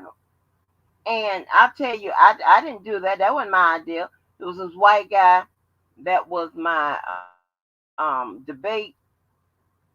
Well, we was on the same debate team, but he would either, if I kicked it, if it was a team debate, I would either kick it off and he would be the last one, or vice versa, right? He is the one. Then there's a white guy. I'm telling you, white guy. He, I don't know. Shit. I'm just. I had a very long goddamn resume. He turned it into a portfolio and he presents it. And we update it because I Google myself and see, what I have out there. Because a lot of times you have those people from like who's who professionals, they be harassing you. I didn't know that in this study, a couple of these study, these study, where the students go to help them solve, help with their work and whatever in college or what have you. I didn't know that they had taken some of my answers and problem resolution and shit like that, and put it in as an expert. I mean, the video is down there, but I don't show you who the companies are, but they use like my statistics stuff, and they got my accounting, statistics, law, and 2 other categories or whatever. And I didn't even know. So I was Googling myself. I'm like, shit. And they don't give me not one dime. Ain't that some shit? Not one dime. But I mean, it's crazy. So if anytime, I mean, at some point we could talk about that one day. How to turn your resume into a portfolio. And you do know if you turn in a thumb drive and or a DVD or something like that, and you're speaking and presenting your resume, you do know that somebody, one way to get a job or get the attention of someone that, that has positions open is to submit something like that. Of course, they're going to grab that up and see what that's about.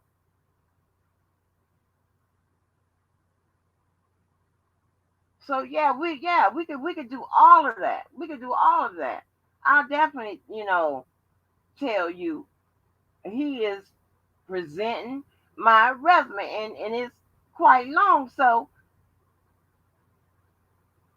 yeah, but you send somebody, they be like, what the hell? Mm-hmm. And of course, back when I had to start over again, I needed a job with benefits. I needed another job. I needed with benefits, and I needed evening hours and whatever. And of course, I had that little resume, which left off a lot of stuff because I needed that job, and I didn't want to be overqualified. Hell, I needed that job because I needed benefits. Shit. When you work in contracts and shit, you have to pay your own, your own insurance and shit like that. So yeah, I'm trying to tell you.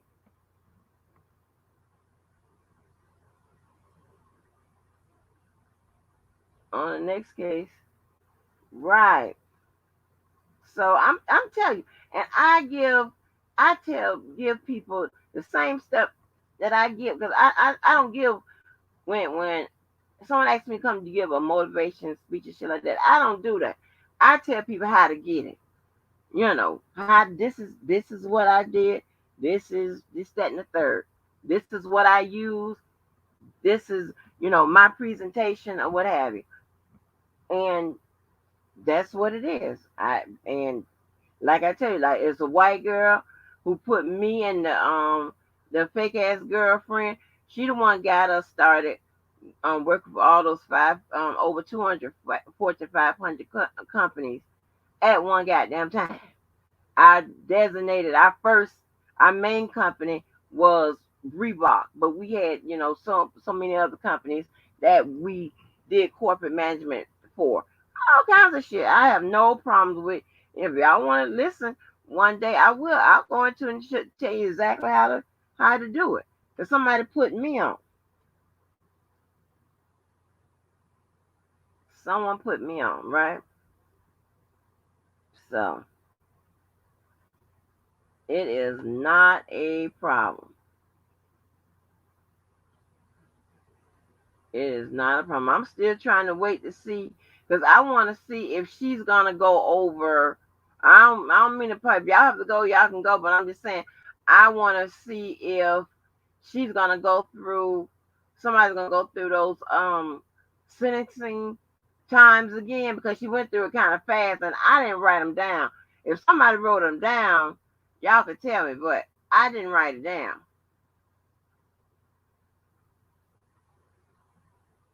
She went through it pretty fast.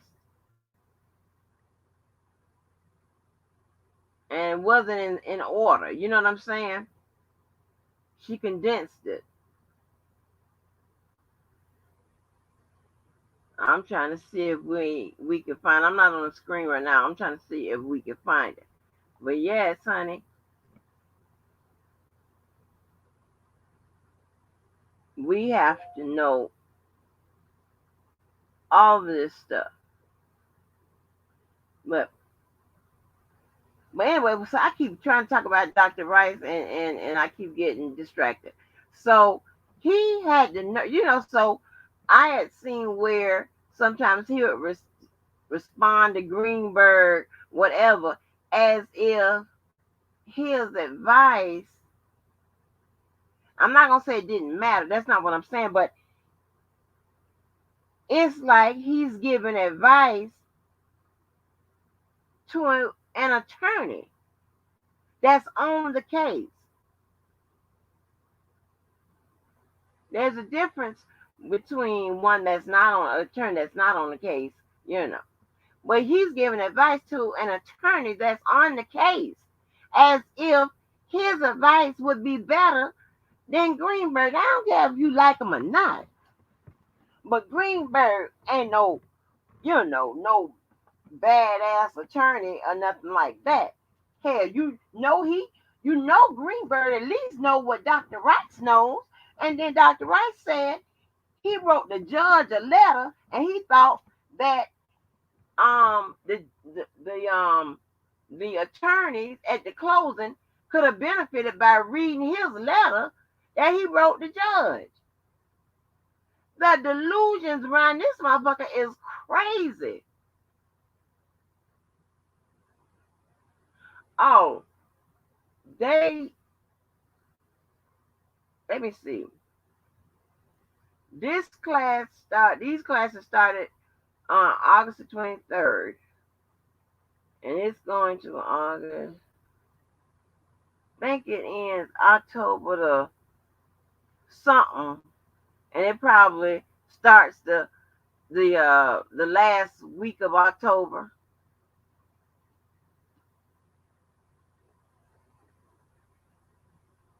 I know I was supposed to I had posted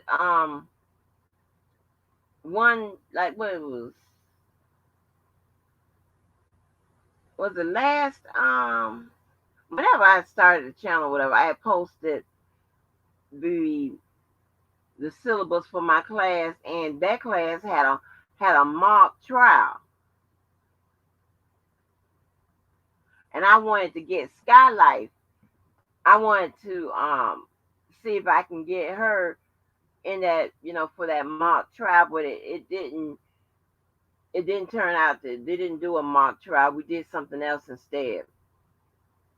Because of that COVID thing or what have you. So, and there was a lot of other stuff, but we did something totally different.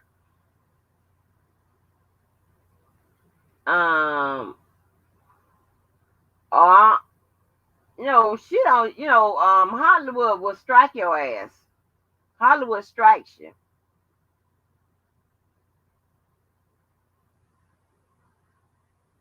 I would, let me see. Is she live? Is it a live now?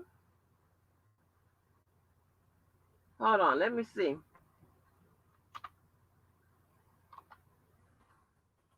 She'll strike your ass, honey. And I don't want no problem.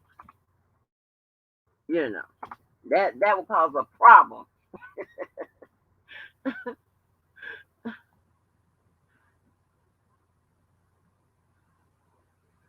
Some of these people, sometimes they act like they fuck with you, and sometimes they act like they don't. So, everybody got time for none of that. Hold on for a minute. Let me see.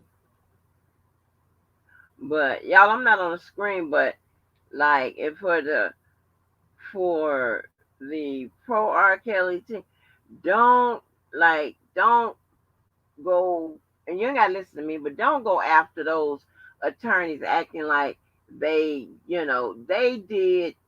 came up with some shit, they came up with some crafty stuff or what have you, and it just wasn't successful. Okay, let me see something. Oh Lord, she has exclusive interview with R. Kelly attorney, the one and only my mechanic. Oh boy. Oh no.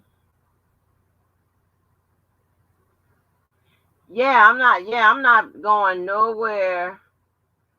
Listen, she one day, that's maybe the case. The next day it might not be. I'm not going nowhere near that.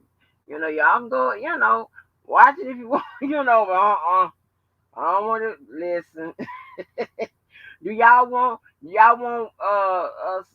a goddamn war in Afghanistan to continue?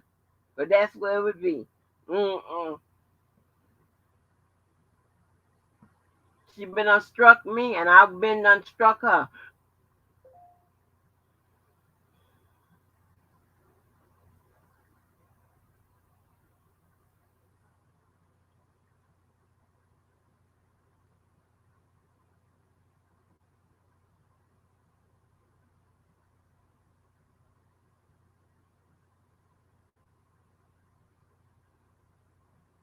Oh yeah. Let me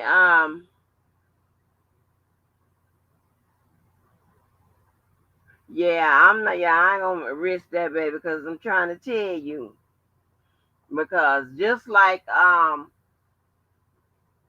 and I'm not talking, about her or whatever. That's not what I'm doing. I'm just stating the facts as it is, because I don't give a shit. I ain't no punk bitch, but just like, she'll say she, didn't want to be a part of the Debo and DJ little group, and she the one formed DHD, but then she didn't want to be a part of it. So nope.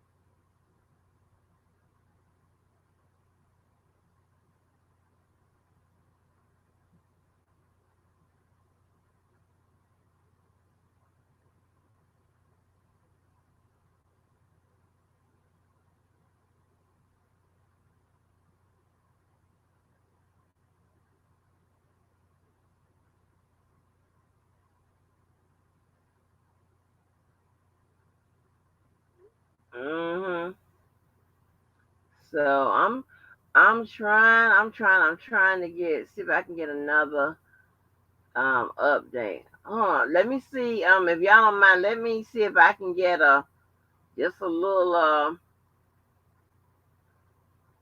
let me see if I can get a little idea of what she's talking about.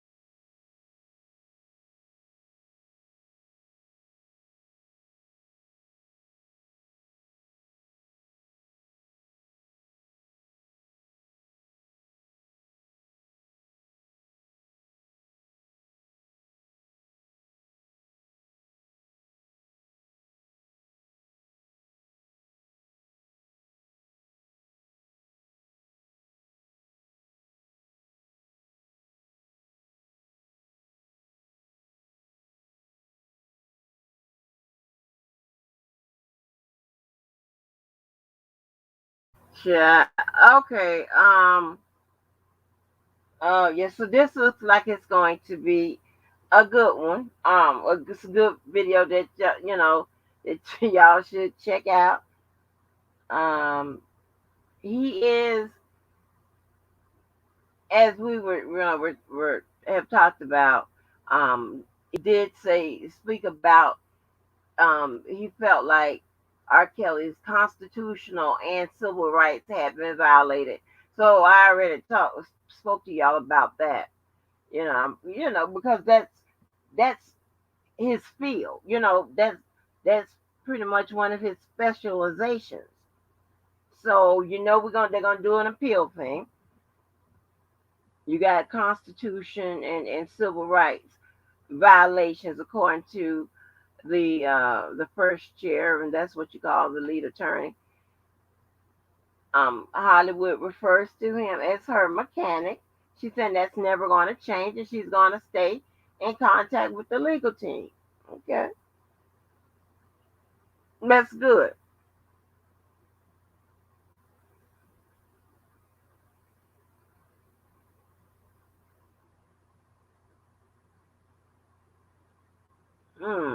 Oh, who said that? Peter.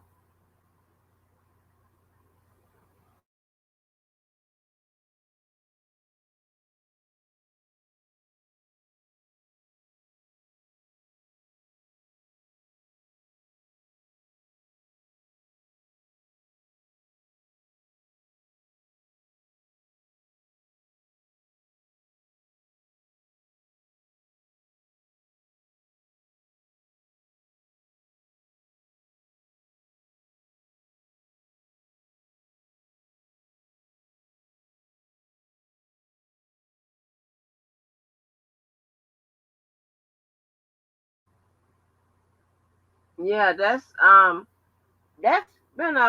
that they Peter, they usually do that. They usually do that. That's a part of what they call post conviction relief. So those are appeals, motions, all types of stuff like that.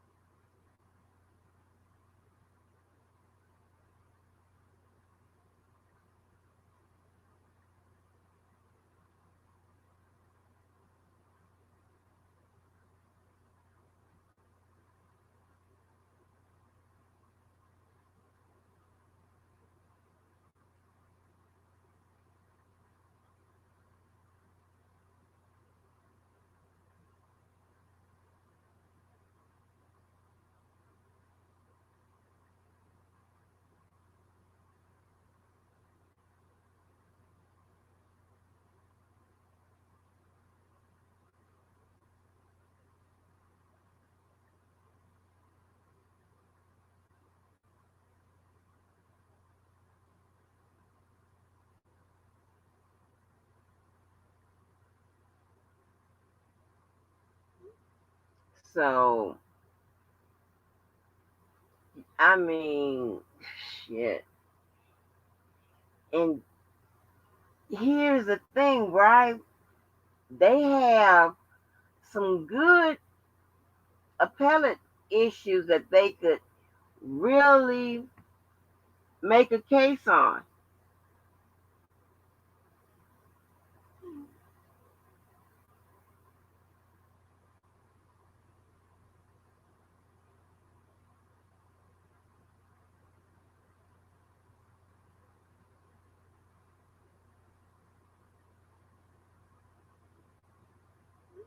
They have some issues that they can raise, right?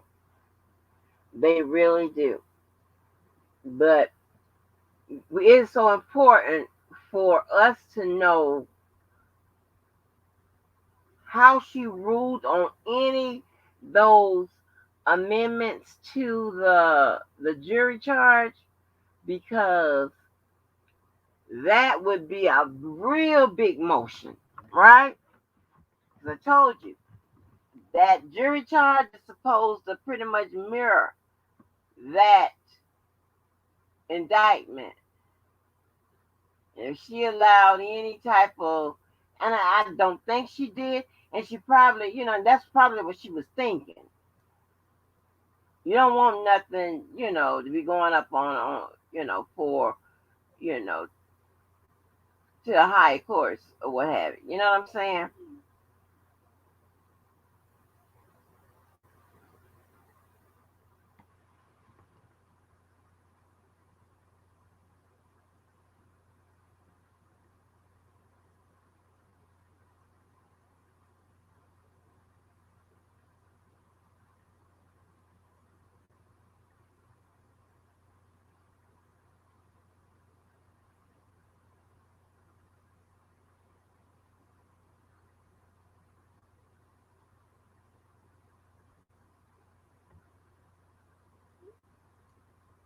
You know,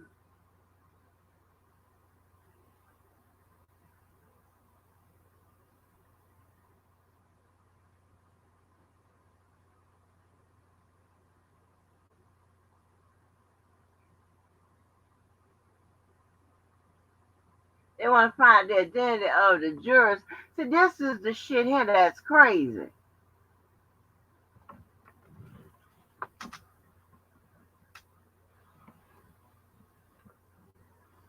Like, leave those people alone. They don't need the identity of the jurors. If there's an issue concerning the jurors, take that up on appeals. They don't need to know the juror. You know, one of course, one of the biggest appellate issues have to do with if something that went on during the trial could have affected the juror's decision, right? So that's, you know, an appeal that they almost always hear a rule on or what have you. So that's easy. You don't need to know the identity of the jurors. Just if there's an issue, all those attorneys are skilled. Let them take it up through appeals.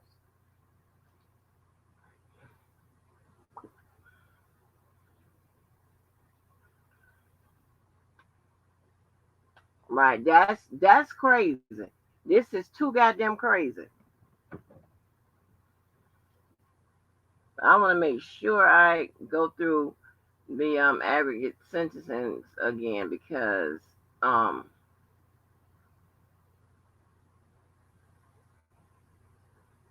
know I'm right if I remember it, but it is. So check this out right here. You know what I thought that we were going to see? And I figured they probably didn't. You remember that video where R. Kelly was saying, you know, they should have did this 30 years ago, this, that, and the third. I figured that they didn't use that because they probably know that that would probably been considered like very prejudicial to the jury, right? Because that is damning. That's damning. I don't know if they used it or not. Didn't hear anything about it, but we would have heard that. I think that we would have heard that.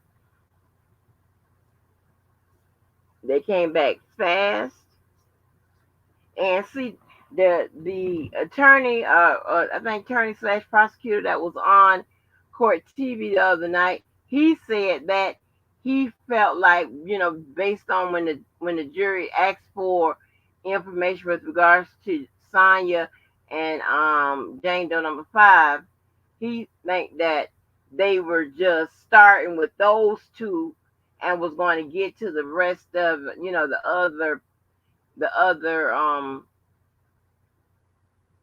other Jane Does, you know, at some point. You know what I'm saying? And I figured they had already decided on those other counts. And they just had an issue with Sonya and Jane Doe number 5. And I figured that out because Sonya had the most questionable accounts, right? The allegations she had. And then, you know, Jane Doe number 5, hey. Oh, Lord, I know what I meant to tell y'all. I went over there to look at Hollywood. And I about tears over there with her crazy ass getting deleted and shit. I was like, oh, no. I saw her in the chat. They over there deleting her ass, honey. They put her ass on time out. I'm like, oh, no.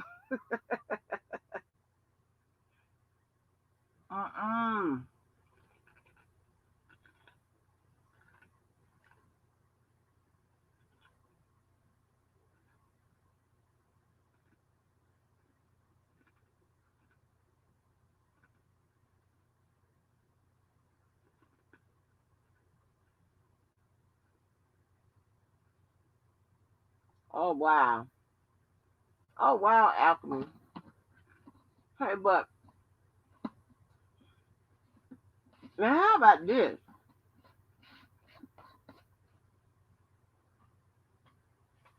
Sorry, y'all. You know I'm chewing on skins. I hate to eat. Wait a minute.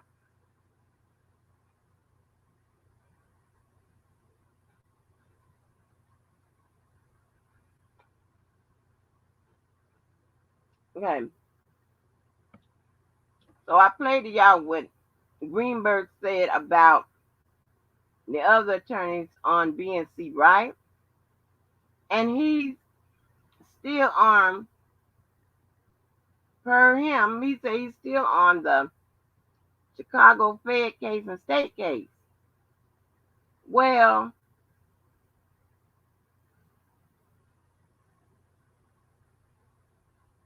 do you think that the people, his representation in New York is going to work on the Chicago cases? And if so, how do you think Greenberg and whatever, whoever else, whatever you got, Leonard, is going to work with Nikki and Farinella and the brothers Johnsons? And how you think that's going to work out?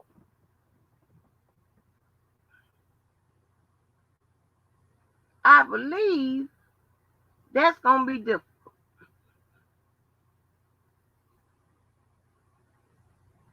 How do you think that's going to work out? Because he can't say, a lot of time, a politically correct statement is better than saying the stuff that he said about his potential fellow damn counsel. Like, what the hell is going on?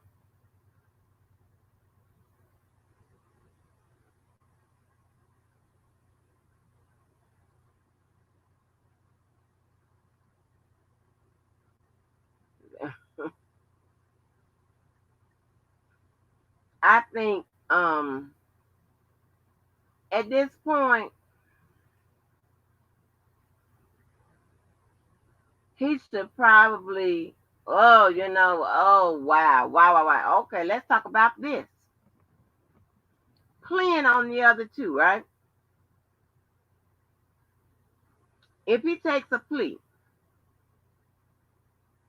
he gets the plea on, he can negotiate the plea on any past crimes, present crimes, or future crimes, but an appeal comes off the table, right?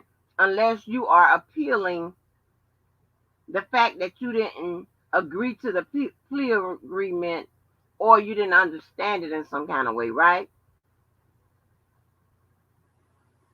So do you take a plea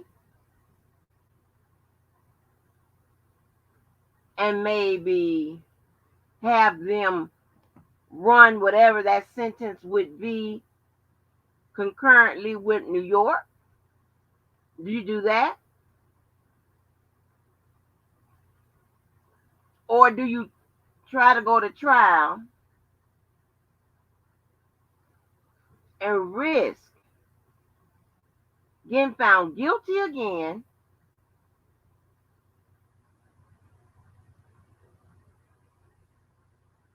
and that judge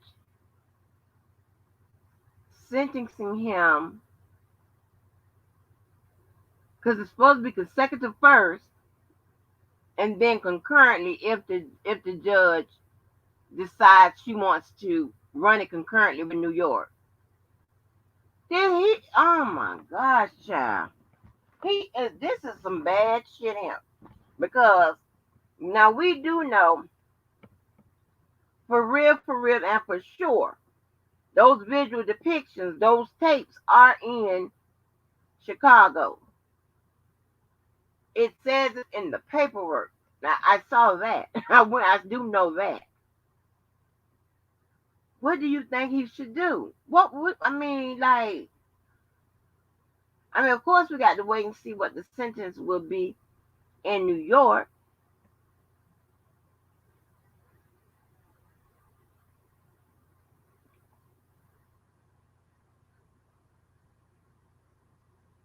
Hey,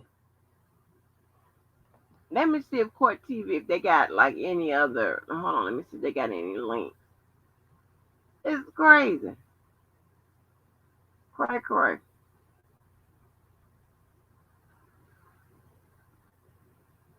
Like, how do you even advise some shit like that?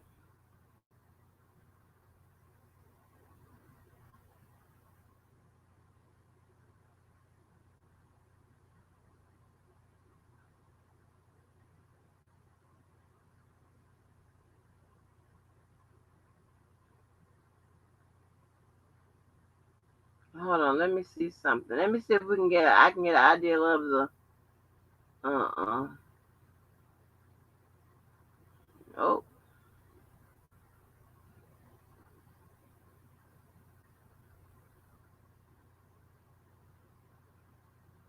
Let me see if I can get an idea of the time frame.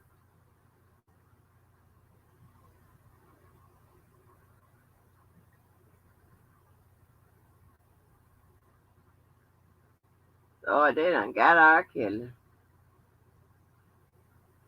And some shit. They done got killed.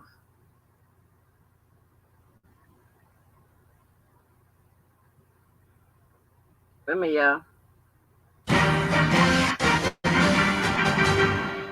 Breaking news, there is a verdict in the case of R. Kelly. These are the federal charges against R. Kelly. Guilty on all counts. Julia Janae, who has been covering this trial live in Brooklyn, New York, share with us what has happened.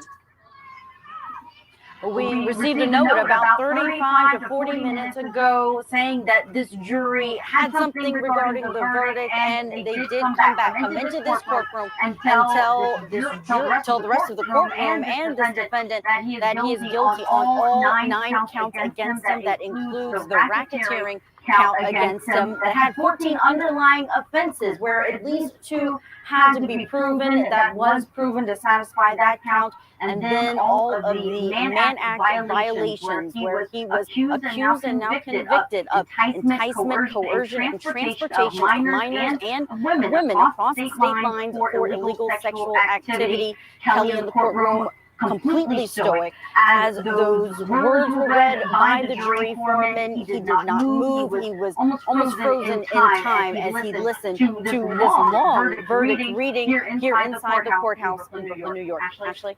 Julia, just like you mentioned, the 9 counts of racketeering. So the jury has found he engaged in illegal activity through a business or enterprise involving multiple Jane Does, some of whom have been named, who we know who they were when they testified. What was the response? That's a bad description. Did any of the jury members express, was there any noise from the jury as this was being read, or was it a quiet courtroom? Very quiet courtroom. It looked different because some members of the public were allowed inside of the courtroom at that moment. The sketch artist, who has been basically only allowed to be in the overflow room during all of this, was allowed for this moment to be inside. We saw, of course, that heavy marshal presence that we typically see when there is a verdict that is coming. And you can hear outside now the supporters that are here waiting outside the courtroom, now learning that all guilty count as far as the verdict in this case, and reacting to that. So that was the mood inside of the courtroom. I only noticed one female juror who glanced over at R. Kelly as he sat at that defense table. But other than that, each of these jurors filed in, sat in their seats, and that jury foreman, number 1 in New York, it's whoever is number 1 in that seat becomes the foreman. They don't vote on it. He read it into the record each time, saying, "Guilty, Your Honor, guilty, Your Honor," going through, like I mentioned, 14 offenses under that count 1 of racketeering, and then the 8 other Mann Act violations here in federal court. And Julia, this was day 2 of deliberations, and I believe the jury only deliberated for 8+ hours before rendering this verdict.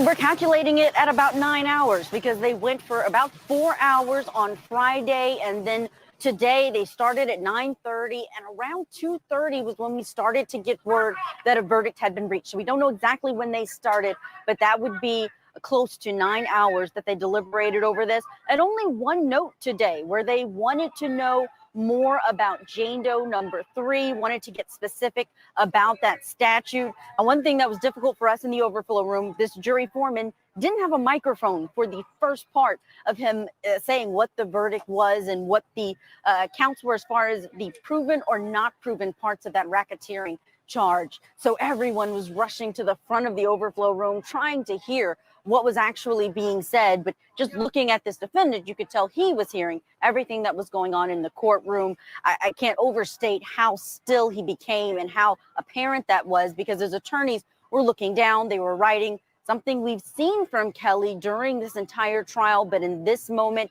he was staring almost into space, not at anything in particular, it seemed, as all of those guilties were said on the record. This is a significant outcome, Julia. I don't think that can be underscored enough, because this is alleged conduct. Well, now he's been found guilty. So this is conduct over a 30-year period, a very long period of time. Multiple witnesses, multiple instances, testimony, very graphic, hard to listen to, about the things that he did to women, men, children. It's a staggering verdict, really, for all of these victims, in a good way, that hopefully they can find some peace or justice, if possible, after going through these things. Let's talk about first the overflow room. Julia, was there any response from the people in the overflow room? Any yelling or anything once the verdicts were read? You could hear some gasps from the back of the courtroom, but the main thing was trying to hear exactly what was said. Everyone knew to be as quiet as possible because we wanted to hear this jury foreman. About halfway through, he was given a microphone so we could hear him much more clearly, very strongly reading the guilty, your honor, guilty, your honor, after Judge Donnelly would ask him, what is your verdict? Is it guilty or not guilty? We could not tell whether or not there may have been one of those racketeering offenses that may have been not proven. That was during the time that we weren't able to hear. We're working on confirming that. It seemed that there was something different said during Jane Doe number 3, Sonia, the one who was allegedly kidnapped. That was what he was accused of in this indictment. And that's what it seemed jurors were struggling over, because many of their notes and the questions that they asked this court had to do with Jane Doe number 3. But to your point, this case has been a mountain of allegations when it comes to what the federal prosecutors brought against Kelly. They went all the way back to 1994 through 2018 to bring in different Jane Does who reportedly, through their testimony, suffered abuse, suffered coercion, enticement, were used for the defendant's own sexual gain. All of that being told to this jury. And I'll tell you, one of the things I was doing right before we learned that there was a verdict, we were finally listening to some of those recordings that were played for the jury, but not to the public, really because of the graphic nature of them. And it was so disturbing to be finally able to listen to them. We as journalists were in a room and those recordings were being played where you could hear someone crying, saying that she was being hit, calling herself names, and a male voice telling her to keep saying it, keep calling yourself these degrading words. These are the recordings that this jury heard. And when you think about what that sounded like, what it must have been like for them to have to hear some of this really jarring evidence, and then to go into a deliberation room and determine if these facts match the law. They've determined that they do, and they equal guilty on all counts. All right, let's look, if we could. I know we have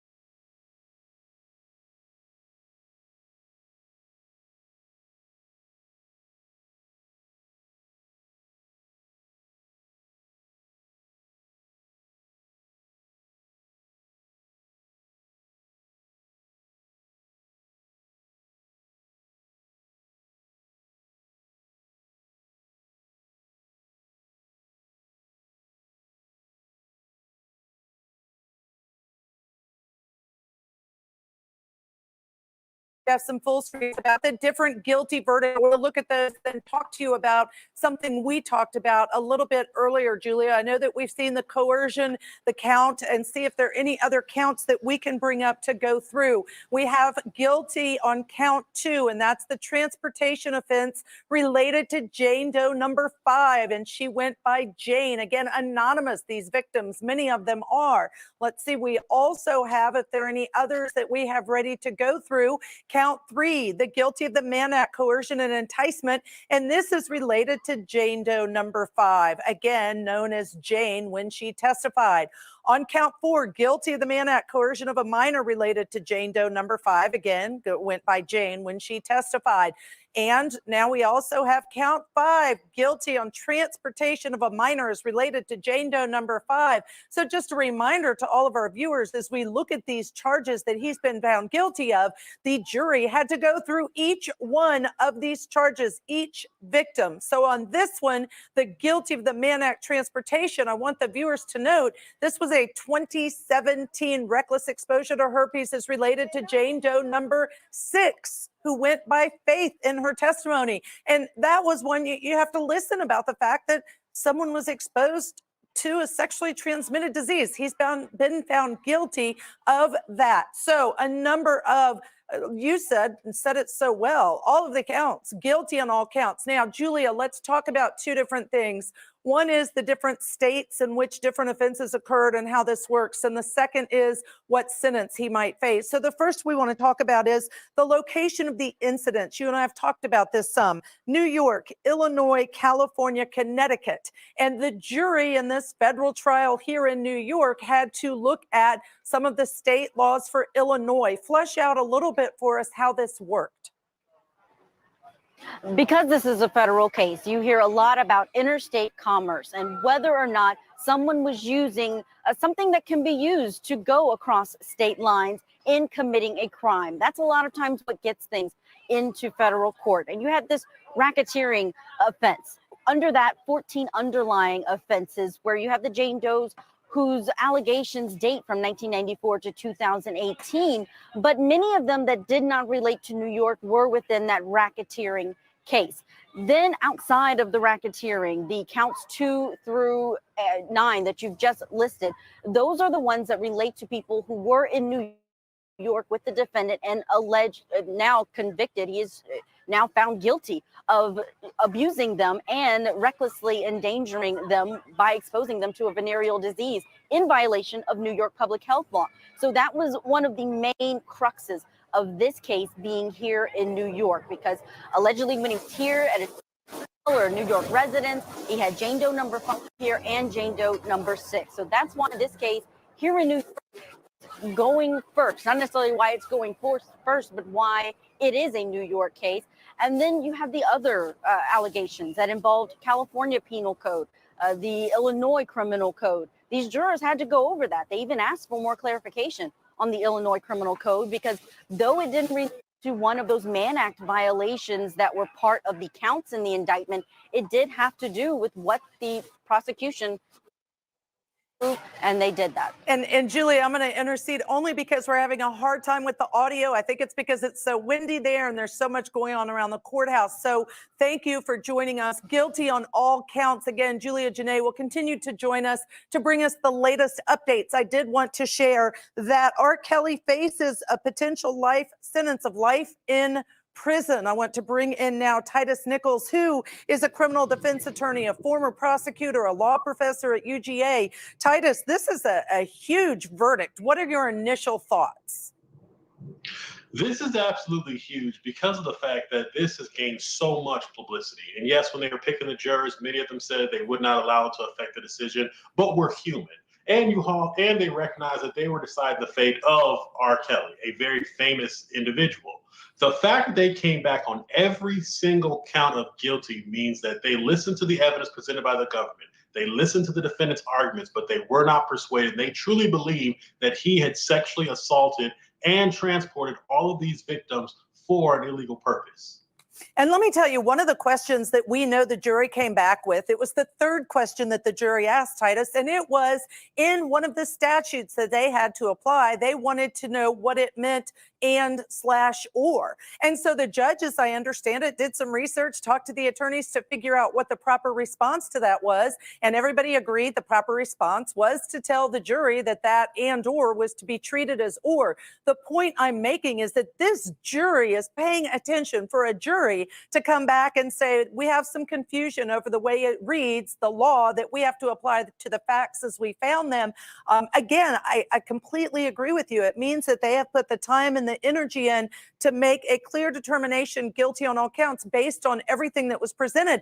And there was a lot presented, a lot of testimony directly from the victims connecting all of this to R. Kelly, testimony from managers who worked for R. Kelly to say this is the way we operated and what was allowed and what wasn't allowed, and individuals being in rooms and not allowed to leave the room. And I think that part of what this points to is that the government took a lot of time and effort to really paint the entire picture to prove this to the jury.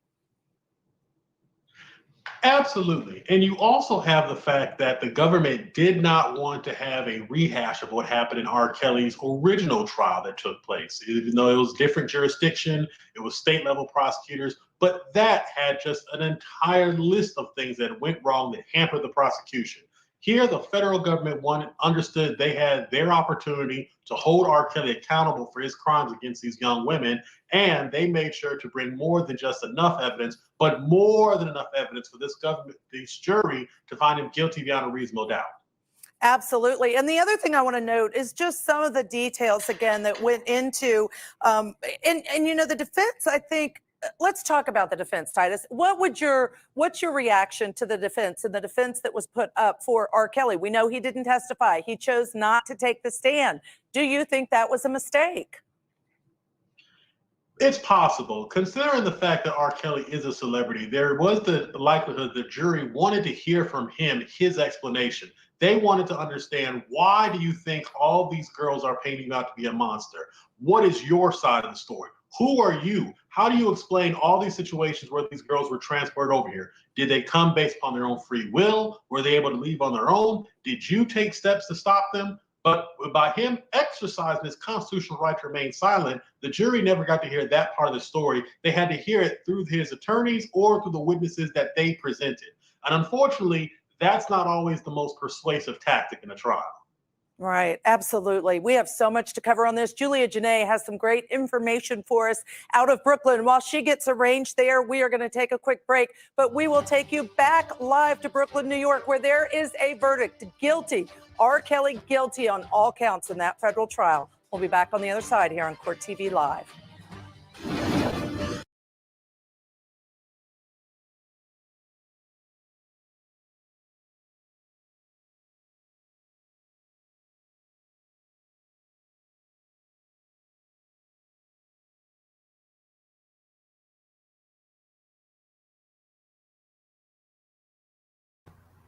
So anyway, while we wait, I want to make sure I write down those sentences before I let y'all get on out of here. May it please the court, Mr. Arnold, Mr. Kirkland, ladies and gentlemen of the jury. Behind me is a picture of Riley Crossman. She was a 15-year-old freshman at Berkeley Springs High School. She was just getting ready to finish up her freshman year. Things are going pretty well. She just recently completed her dance recital. She had a boyfriend named Haley Lacey that she'd been dating for roughly 9 months. Kind of, you're going to hear throughout the course of this trial, it's that teenage love that you have when you're at that stage in your life. She was joined to Haley. Up until May 7th, things were going pretty well for her. Unfortunately, when the evening of May 7th... Hold on. I need them damn time frames. But it was stiff. They've already looked them up, so hell, I don't need to look them up.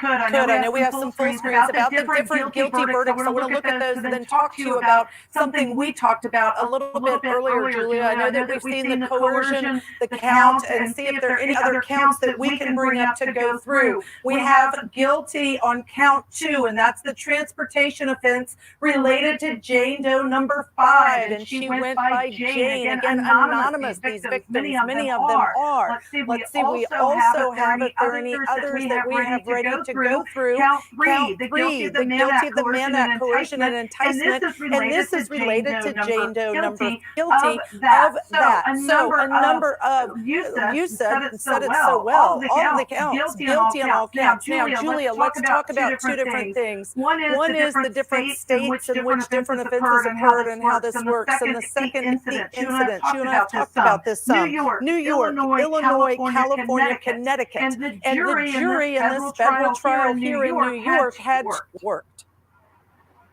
Because this is a federal case, you hear a lot about interstate commerce and whether or not someone was using something that can be used to go across the state. That 14 underlying offenses where you have the Jane Doe 1894, then that racket's listed, now convicted. He is now found guilty of abusing them and recklessly endangering them by exposing them to a venereal disease in violation of New York public health law. So that was one of the purposes of this case being here in New York, because allegedly when he was here at a New York residence, he had Jane Doe number 5 here and Jane Doe number 6. So that's why this case here in New York going first, not necessarily why it's going first, but why it is a New York case. And then you have the other allegations that involve California Penal Code, the Illinois Criminal Code. These jurors had to go over that. They even asked for more clarification on the Illinois Criminal Code, because though it didn't reach to one of those Mann Act violations that were part of the counts in the indictment, it did have to do with what the prosecution and they did that. And Julia, I'm going to intercede only because we're having a hard time with the audio. I think it's because it's so windy there and there's so much going on around the courthouse. So thank you for joining us. Guilty on all counts. Again, Julia Janae will continue to join us to bring us the latest updates. I did want to share that R. Kelly faces a potential life sentence of life in prison. I want to bring in now Titus Nichols, who is a criminal defense attorney, a former prosecutor, a law professor at UGA. Titus, this is a huge verdict. What are your initial thoughts?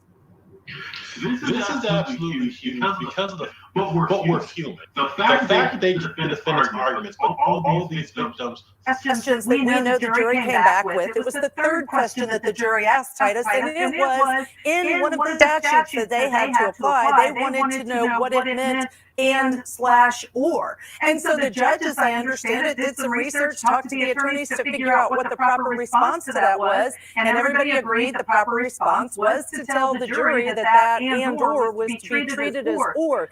The point I'm making is that this jury is paying attention for a jury to come back and say, we have some confusion over the way it reads the law, that we have to apply to the facts as we found them.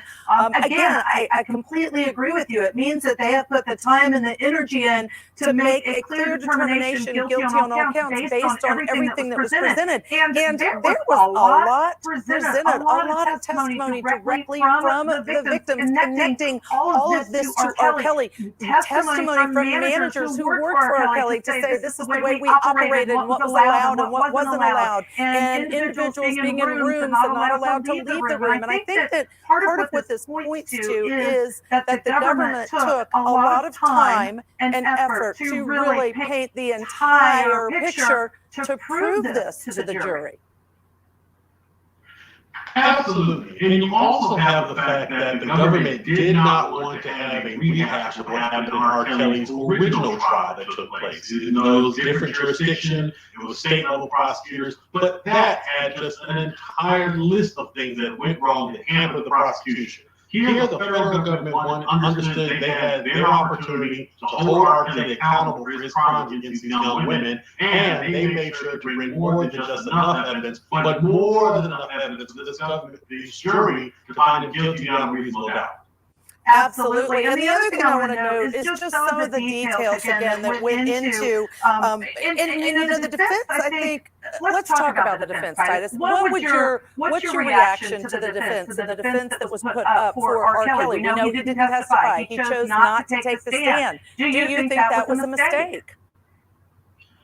It's possible, considering the fact that R. Kelly is a celebrity. There was the likelihood that the jury wanted to hear from him his explanation. They wanted to understand, why do you think all these girls are painting you out to be a monster? What is your side of the story? Who are you? How do you explain all these situations where these girls were transferred over here? Did they come based on their own free will? Were they able to leave on their own? Did you take steps to stop them? But by him exercising his constitutional right to remain silent, the jury never got to hear that part of the story. They had to hear it through his attorneys or through the witnesses that they presented.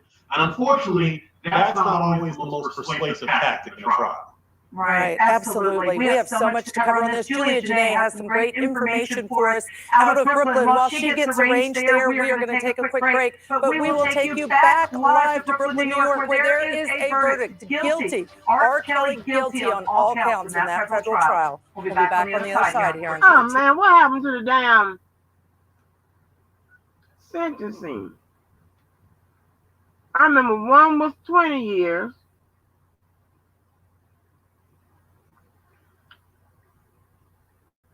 Damn, now I gotta go find it. I'm sorry y'all to waste y'all time. I thought Johnny and Donna's residence? that was in Yes. that Did you ever thing. go back down?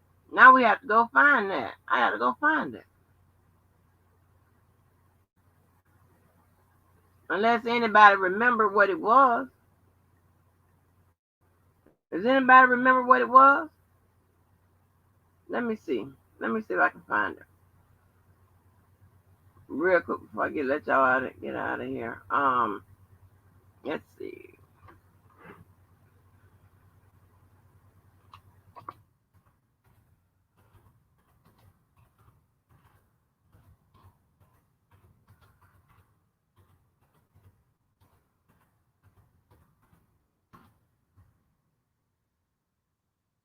Let me see. All right. It says 16. I'm not on the screen, y'all. Let me see how many they broke it. She had it down, broke it down for us. Okay.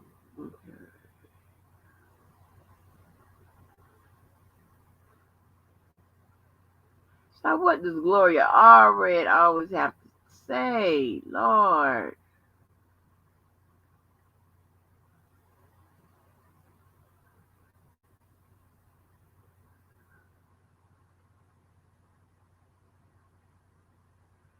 How many years? Oh yeah, I'm sorry.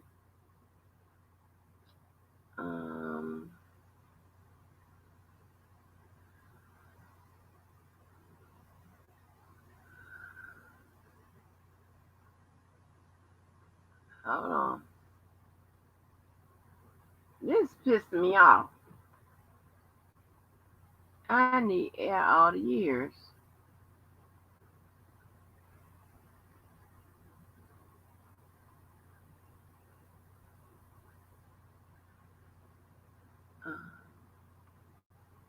They being stingy, honey, with the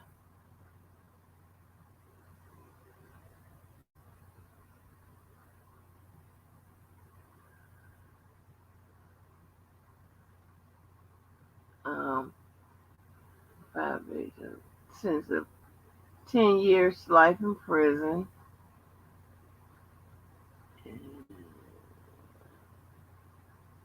Okay.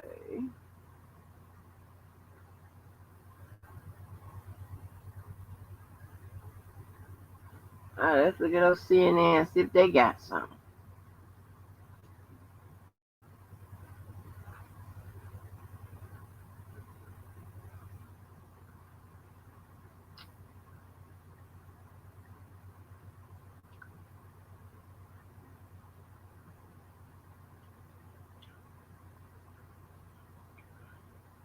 He was sentenced on May 4th.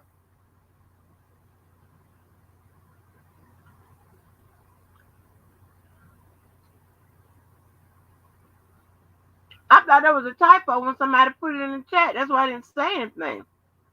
But I should have known because y'all real accurate over here. May 4th.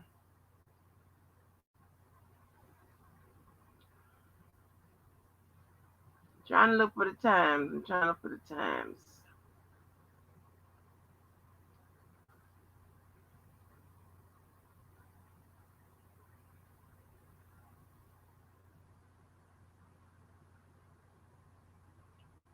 Man,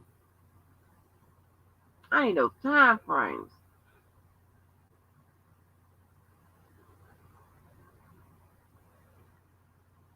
Hold on, let me see. Oh no, he was standing up.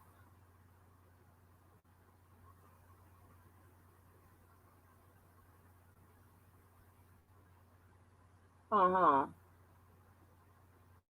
Let me read this.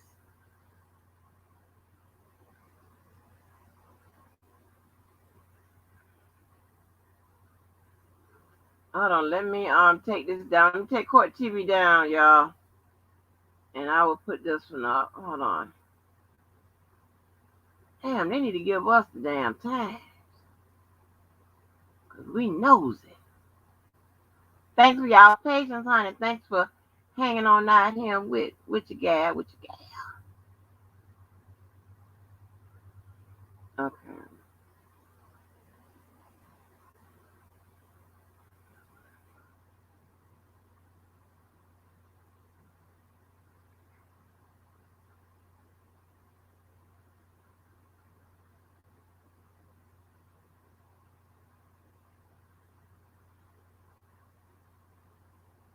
Okay, well, am I?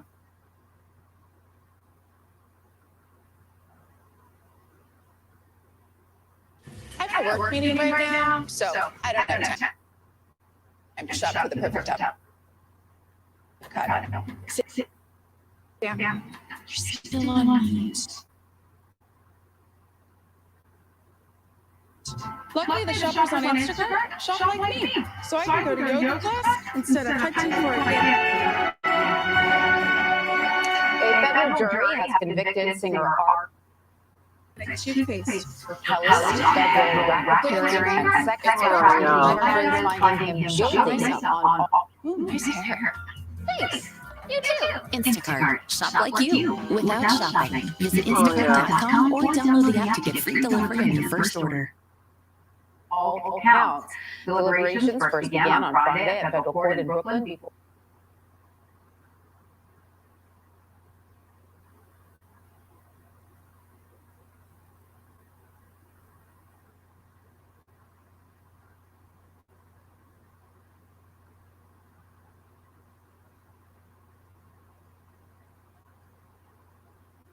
Got confirmation, as you stated, guilty on all counts. The three-time winner now, a convicted felon. A federal jury has convicted singer R. Kelly on federal racketeering and sex trafficking charges, finding him guilty on all counts. Deliberations first began on Friday at federal court in Brooklyn before the panel of 7 men and 5 women took the weekend off. R. Kelly has denied the allegations and chose not to testify in his own defense. Let's bring in Jerika Duncan now, who is outside the courthouse right now. Hi, Jerika. What more can you tell us about the jury's verdict? We just got confirmation, as you stated, guilty on all counts. The three-time Grammy winner, now a convicted felon. This is a case that goes back many, many years for many people who testified and talked about these allegations that have been mounting. They introduced evidence regarding R. Kelly's relationship with singer Aaliyah, who's deceased, but that goes back to 1994. There were allegations from 6 women who said that they were underage when they had sexual relations or sex with the R&B singer. 50 witnesses over the span of about 6 weeks, 11 accusers, but again, this case mainly focusing on 6 people who testified that R. Kelly sexually assaulted them, abused them. We heard so much testimony, so many hours. People were crying at times on the stand, and even within the last couple of hours, the judge allowed, instead of the transcripts to be given of what was heard on video that the jurors saw, we actually listened to the audio of the video that the jurors was sound. And all I can say, Tanya, that it is something we are not even at liberty to describe. It was confirmation that some of those horrific allegations made by the people who testified actually happened. One of them being defecating and sex acts all at the same time. But again, just to reiterate, this is a case that goes back to 2019 when R. Kelly was first charged with these federal crimes, as well as other cases and charges that he's facing. Guilty on all counts means decades of prison time. I don't even know if we'll be talking about that Chicago case or the Minnesota case because he was facing up to life with these counts of racketeering and sex trafficking. Right. I want to ask you about what he faces ahead in just a moment, but to just go back to the trial, you know, as you pointed out, federal prosecutors had very credible witnesses against R. Kelly. And then Kelly's defense team spent time trying to discredit those witnesses. You know, you followed this trial. Which team do you believe gave jurors the most compelling argument? You know, the prosecutor spent 6 hours painstakingly going through the arguments that had been made throughout the last 6 weeks here. Then you had the defense that essentially framed this as these are women, they said, that were liars and were opportunists. But obviously the jurors of 7 men and 5 women saw it differently, guilty on all counts. But we knew that this was going to last several weeks, that there was going to be a lot of information and testimony given by various people, not just people who accused R. Kelly of sexually assaulting them, but people who worked with him. The defense only called 5 witnesses, while the prosecution called a total of 45, and again, that over about a 6-week period. And of course, R. Kelly still has legal battles after this trial. In Illinois, he faces more federal charges, including child pornography and aggravated criminal sexual abuse. He also faces criminal charges in Minnesota for 2 counts of engaging in prostitution with a minor. He has pleaded not guilty to all of these charges and denies any wrongdoing. But what will happen next for R. Kelly? And you have to excuse me, I'm just looking at my phone as we have producers inside just giving me information as things are happening. As far as what will happen next, that's a good question, Tanya. I spoke to Steve Greenberg, one of R. Kelly's attorneys who's in Chicago. When I asked him what he thought would ultimately happen today, he said, you know, I gave up a long time ago on trying to determine how jurors are thinking. I'm waiting to hear a comment from him, knowing that R. Kelly has been found guilty on all counts. But he also said that he felt when prosecutors have to get creative, he said, to bring criminal charges, that's dangerous. So what is he talking about there? He's talking about this idea of using a criminal enterprise to make a case against R. Kelly. That's usually reserved for organized crime. But in this case, they used that to say that he was the leader that had a huge influence in the people around him to help him procure, to get women that he essentially wanted to have sex with. And then you have the sex trafficking, having sex with minors over state lines. So we're waiting to see what Steve Greenberg has to say, because again, he represents him in that Chicago case that you're speaking of. But wow, what a fall from grace. I don't know that too many people are that shocked. Just to go back, if you know where all of this started, 2017, there was that BuzzFeed article that claimed that R. Kelly was holding women in his home against their will. Then we even did a story with Faith Rogers, 2018. She said that R. Kelly unknowingly to her gave her an STD, which was a crime, and she was suing him at the time for that. And then in 2019, he's charged with crimes. Right after that, Surviving R. Kelly documentary airs, where many women came forward in that documentary alleging that R. Kelly sexually assaulted and abused them. So this is years in the making. And again, they started out, the prosecution, referencing his relationship with Aaliyah. They had people that testified that they saw them taking part in sexual acts when she was 13, 14 years old. There was record of them trying to allege that they had been, not alleged, but the records that they were married when she was 15 and he was 27. So they started there and just really built their case, showing a pattern and a history of someone who had sexual encounters with young women. And again, the jurors believed the prosecution. The defense maintained that these women were liars, that they were in consensual relationships, and that they were opportunists, that now the money is gone and they want to speak out. But the jurors saw otherwise. R. Kelly found guilty on all counts involving racketeering and sex trafficking. And Tarika, do we know when sentencing is scheduled to happen? Like you said, these are very, very serious charges, and R. Kelly could be behind bars for a very long time. We don't know, and I'm actually looking at emails coming in, trying to figure that out. Sentencing will be on May 4th at 10 o'clock.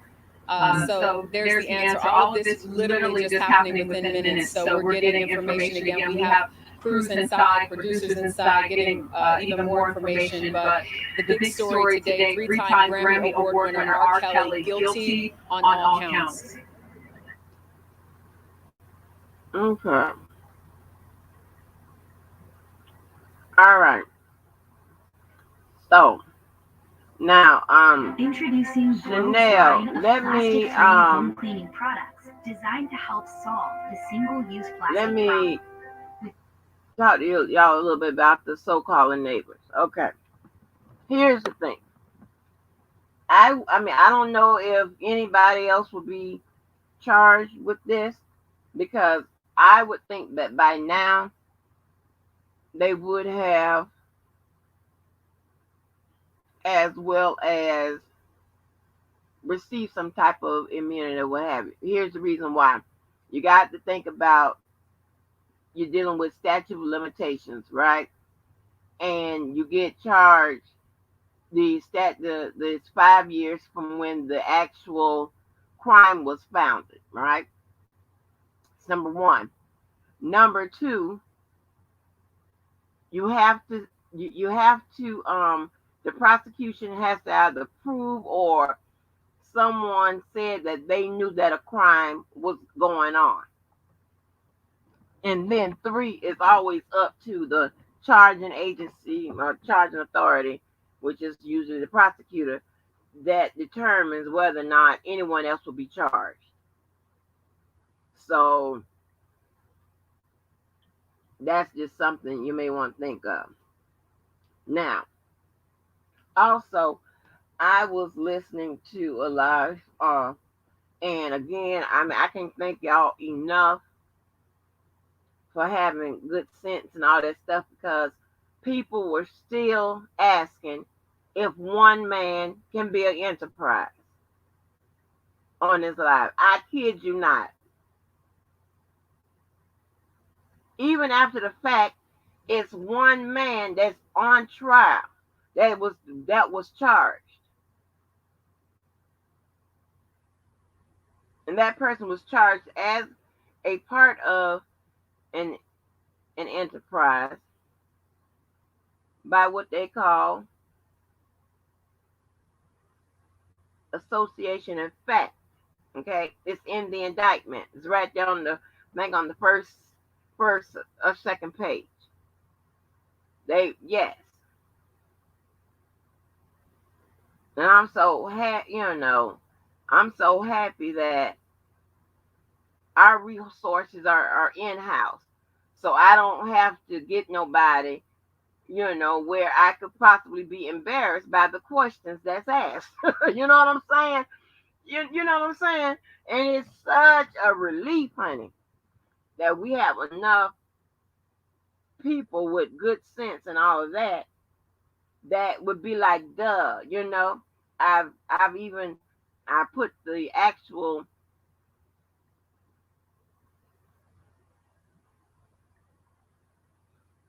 law down, the actual USC code.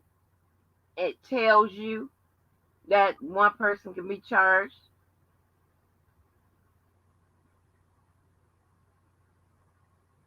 Only one person was charged, okay? But none of that matters, because they couldn't figure it out or get it together. understand. I don't know what the fuck is going on with the learning process or whatever, but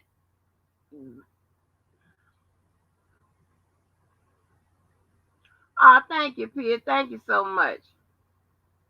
I mean, let me put this link in here. But yeah, so I don't understand. I really don't get it. If they wanted to charge someone else, they would have. If they needed an additional person to charge for it to be considered enterprise, they would have done that. I mean, I don't get it. And it's like you're not going to. It's kind of unfair if you think that you're going to bring on all these attorneys and all these people, whatever, till you get one that says what you want them to say or what have you. It just don't work that way. I don't know what happened to DJ Amazing. It just don't work that way. They're going to talk about the law. They are going to talk about the law and the process and the procedures, and that's it. It's not going to be getting someone that talks about the stuff that you only wants to hear. So yeah, what it do, DJ Amazing?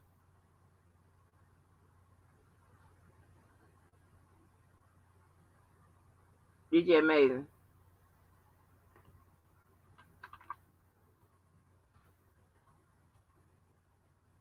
DJ Amazing. You on mute. Yeah, I know. I had to fix my headphone, my iPods.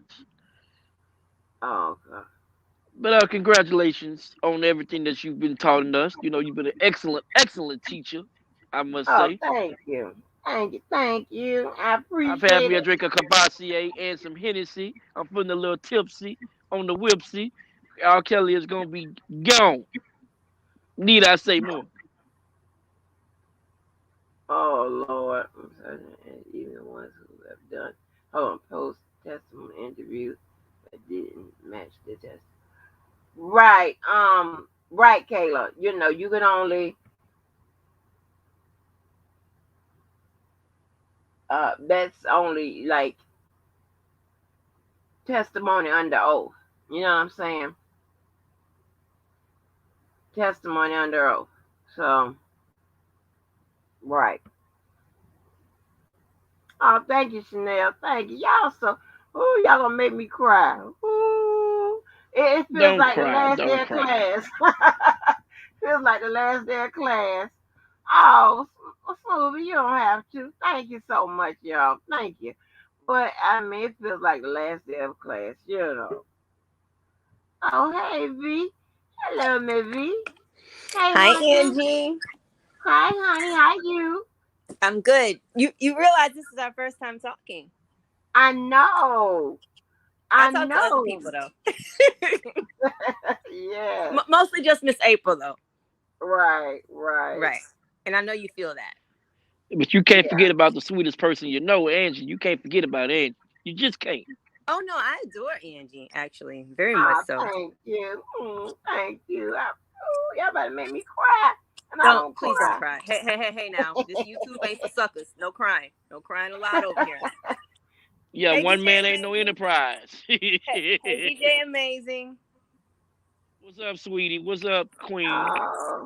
So I've never hi everybody in the chat. I've never hit Angie's, live because it'd be a little, it'd be a little tough over here for me.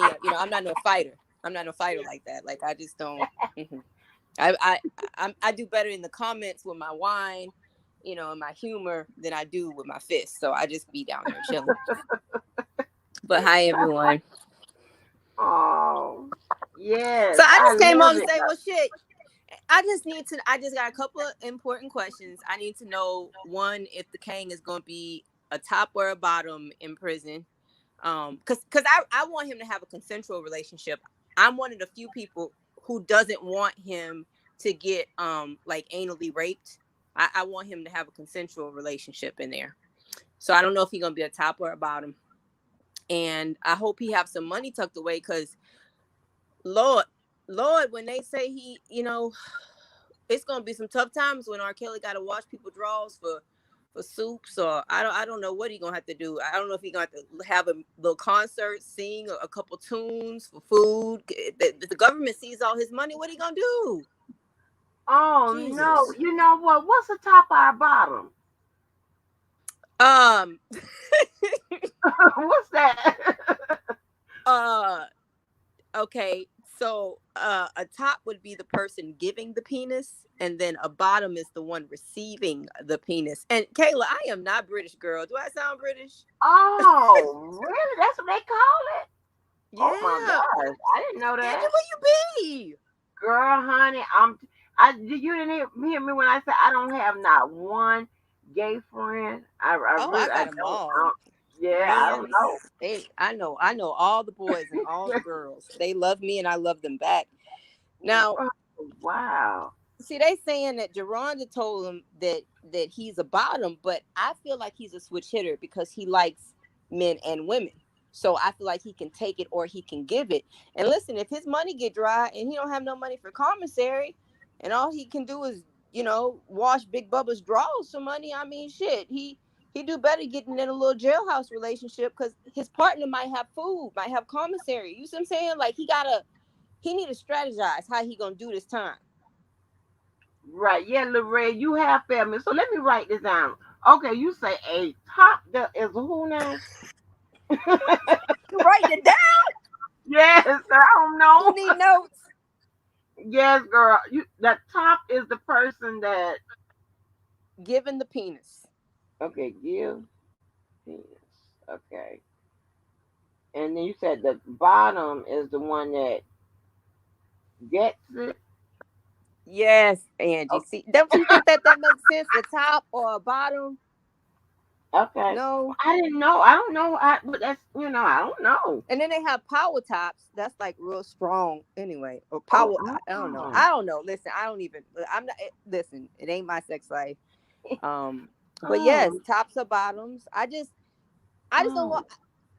As terrible as R. Kelly is, I don't want nobody, I don't want nobody taking advantage of him. I think he needs to finally learn what a consensual relationship is, and he need to get him a little boy toy. Hopefully somebody with some money on their books, maybe come from a wealthy little family.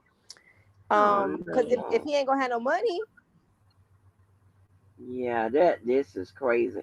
And y'all do know that not only they've forfeited his money, there is also something called a civil RICO where the alleged victims can sue him under civil RICO.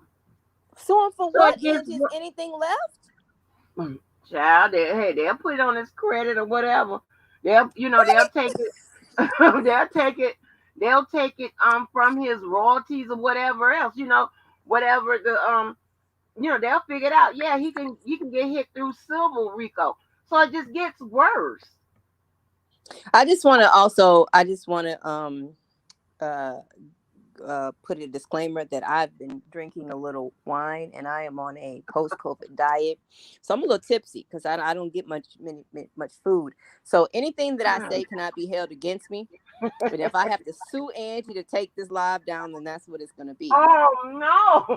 It's my first time here, and it gets rowdy over here. So I didn't hit the link. I don't know. I didn't lost my mind. I didn't hit Angie's link.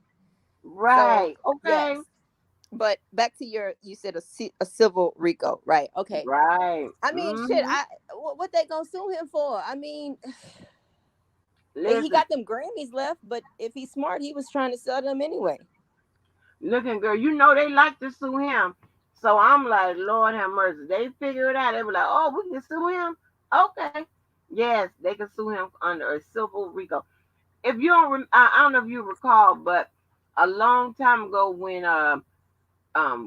Greenberg and them was submitting motions and stuff to the judge, they had cited the DJ Mason. You up here twice? What you doing?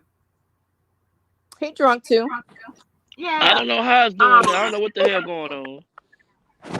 Oh, because he had Greenberg had cited the civil RICO, circumstances and elements and stuff like that when it was supposed to be the regular RICO, and Judge Donnelly had had called him on that. Yeah. Well, I mean, I obviously I trust what you're saying. Yeah. I mean, listen, ain't nothing left. I mean, shit, they want what they gonna do, take Joy's apartment. I mean, I'm sure she don't own that outright. Like and ultimately, I was over there talking with Miss April today, and all jokes aside, I mean, as much as we get our jokes in, as much as we talk seriously about the victims, I personally still feel so sad that this is all happening. Not to say that I don't think he deserves it, because I've thought the whole time, whatever they said he did that shit, and I strongly believe that. But it's just so sad. You know what I'm saying? Like when I'm one of those people that's a huge fan of his music. I still listen to it only when other people ain't around, and it still goes for me. You see what I'm saying? And I just remember a huge part of my life, R. Kelly just being, just this musical. I don't know if I recognized him as a genius at that time, but I think it's okay to say now. And this is just so sad. Like, why couldn't he just learn his lesson the first time and be grateful he got off and I don't know, go find him some porn stars who pretend to be 15 in movies. Like, I just don't understand. I just don't understand the sick shit. Like, I just don't get it. Yeah, it's a mess in here. But you know what? I always told people, I was like, I know a lot of people talking about, don't listen to his music, this, that, and the third. And I get it. But I always say, the music never did, never committed, allegedly committed the crimes or whatever. So, but yeah, but people think the music's about little girls, and I don't know. I'm just trying to, you know what I'm saying? I just listen to a bop like it's a bop, and that's that. But I still, even though I know that he had to be held accountable, it was more than time. I just think this really is truly just a sad day. Are Kelly gonna get if Kiefer Neer's trial showed us anything, he finna get 100 and something years. And so when you say, what should he do in Chicago? I think that's why they postpone the sentencing, so they can give him a fair opportunity to decide if he wants to fight that case, which I'm sure he does, because why would he take the amount of time they're probably offering him? And so he's going to want to fight them, and then they'll just stack it, and then the next thing we know, he have 400 years. Right. You know what? I didn't even, and you know what? See how y'all smart y'all is. I wasn't even thinking about that. I was looking like, why the hell they gonna take some May the 4th? Yeah, that's definitely what it is. But even, honestly, and even if he knew what New York was going to give him, I still don't know how he would decide. But I think it would influence his judgment. Though, again, I don't know what direction you go into, because the idea that you're gonna appeal on all this shit and get off is ridiculous. And if you plead guilty, that's what then they're you talking can't about appeal, on the other so side. what you gonna do? Right. What you gonna do? This is crazy town. Talking about his rights were violated, and this was violated, and that was violated. Now hold on, Amazing. Did you just jump your country Southern Houston ass in here and just start talking and wasn't even talking about the same thing we was talking about? Did you do that? Because I think that was you. Sorry, don't beat me up. Don't beat me up. You okay? Okay. Yeah. I grew up in the South too, Amazing. So just so you know, it's crazy, but it's like it's such a what choice? Well, I mean, what if you do the plea? Okay, you do the plea. All right, you're taking off the ability 9 out of 10 times to appeal, right? Right. So you're stuck there anyway. So you're stuck with whatever time, and we have to think of his age. He's 50-something years old. Right. Sad. It's real. I couldn't tell you what they could possibly be advising him of in this time. And it's not that I have any expertise. It's just like mathematically, the shit don't add. And I don't know. Maybe I'm too loving. I still feel bad for him, but not that he doesn't deserve it. I feel bad that he didn't have the sensibility to clean up his goddamn act. Like, if this can't all boil down to sex, I said on Miss April's live today, that I watch a lot of documentaries, and one of the ones that I watched that was talking about sexual sadism talked about how, like, and this was with men who actually, you know, eventually murder women, but they talk about like the fact that it doesn't happen overnight. It builds up over time. So Right.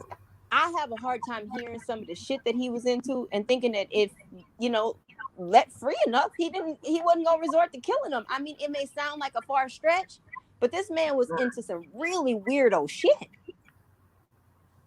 Yeah, but I can't even conceive, like, oh boy, it's like a person that writes such, beautiful songs and things of that nature. Seem like to me, some of that should have come out more in the songs. You know what I'm saying? Like, you have like a lot of those rock bands that be singing all that old crazy stuff, and but you talking about beating the dogs up, punching the wife, and all that old crazy stuff. That stuff didn't come out. So that's, I Right. mean, I would I want to know what is going to be, what mechanic is going to, like, argue as far as any type of mitigating factors, or when it comes to sentencing. I just want to know, they're going to talk about, R. Kelly being, having a diminished reasoning, all of that. I want to know. We want to know. We can't Well, wait. I know you do want to know. Oh, wait, Yeah. hold on, Amazing. If you in the chat, I ain't mean to run you away. I'm sorry, boo. I was just joking with you. But what I was going to say, I forgot what I was going to say. Shit. Sorry. I was thinking about Amazing that I ran him away. Yeah. But yeah, I mean, it will be interesting to see what they say then. But I mean, honestly, between now and May, we probably have we have 2 cases in Chicago, I imagine. Right. I mean, this is just so, I think, and I think the difference between R. Kelly and other, like, rock stars or whatever, is that R. Kelly was beating giving him herpes, and making sex tapes of him and underage girls. No one else has been this stupid. Like, the boldness, honestly, just the ridiculousness of and you know what I was thinking today? We've all been keeping up with this case, right? So we've heard what the victims had to say. We've heard what their parents had to say. We've heard all sorts of things. We've heard all sorts of things. So yes, reading the transcripts, I think a few things could be shockers to us, but in general, we've heard most of it before. But imagine how that jury felt. They didn't hear none of this. They saw a picture of fucking Geronda outside the courthouse at the actual first trial with friggin' R. Kelly, and they had my reaction. They couldn't believe this shit, and then you couple that with a whole line of witnesses, and then a couple of tapes of him doing crazy, demeaning, abusive shit, whether it be physically or mentally, and they was just like, oh no, you see what I'm saying? Like, the idea that other people weren't going to hear this information and find him guilty. I mean, come on now. Right. It was, I mean, it was, I was like, I knew it. I said, they had already decided on those other counts, and they had a problem with 2 and 5. Well, Sonya and 5, and that person on that lawyer / prosecutor on court TV said the total opposite. He said that he thought that they were starting with Sonya and Jane Doe number 5, and that they were going to get to the other counts, as they go. So it was going to be, later on. I was like, because I could tell. Because that Sonya girl, that was the one that the least believable. You know what I'm saying? I'm like, okay, they got an issue. So they must have got an issue with something with 5. And here we go. Here's Monday, and we get a whole verdict. Like, what? I thought it was gonna be tomorrow. To be honest, I think originally I thought it was gonna come back really, really quick. And then when it didn't, I figured maybe about Tuesday, because I said, I mean, should the government have 45 witnesses? Yeah. I said no later than Wednesday, right? And did Killer say he thought it was gonna come back no, Killer said no, that was Vinny. I thought Killer said it was gonna come back today. Did he say today? He probably said that. To my life. To my life. Yeah. Killer is Yeah. guilty, and been guilty. So, but you and all nine, right? I keep 9. Hey, now he said it's different rules for little girls and boys because this shit happened. Yeah. Right. I'm like, Jesus. Who's live You on know what else I'm Facebook? laughing at, Angie?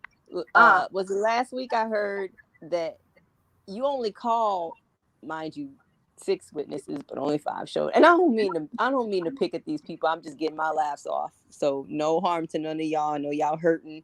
I think it's ridiculous that y'all hurting, but nobody asked my opinion, so I'm just gonna kind of not give it to you. But I think it's funny that they were saying, well, you don't call a lot of witnesses when you winning because otherwise it just come across like overkill, like you trying to defend something. But if you winning, you don't have to do that. So that's why you only call 6 witnesses. Well, guess they should have held an open casting call on Craigslist and got some more people to show up because it seemed like 6 wasn't enough. Right. And they should have called to find someone to say that stuff that like they were there and that stuff didn't happen. That would have helped. You know what I'm saying? That would have helped, but I guess you couldn't find nobody to say that. The Who want best. to go on? Well, at this point, Angie, what's the point of lying for R. Kelly? Like, honestly, like what? Well, not you exactly have to lie. lying, but I thought maybe they had somebody that maybe that was around at that time that could have said, okay, well, I was there, and it didn't. I thought maybe they had somebody, but most people, commit crimes when no one is around. So there you go with that. You know what I'm saying? Allegedly. You know what I'm saying? So, girl. Chanel, I thought that Will was going to testify too with his well-dressed ass, but I guess not. Yeah. I mean, Sharon said she was. I say her name. Flower Lady said that she was going to testify. I just, and then there's all these alleged sisters and brothers and mentees and what else we got on here? We got all kinds of stuff.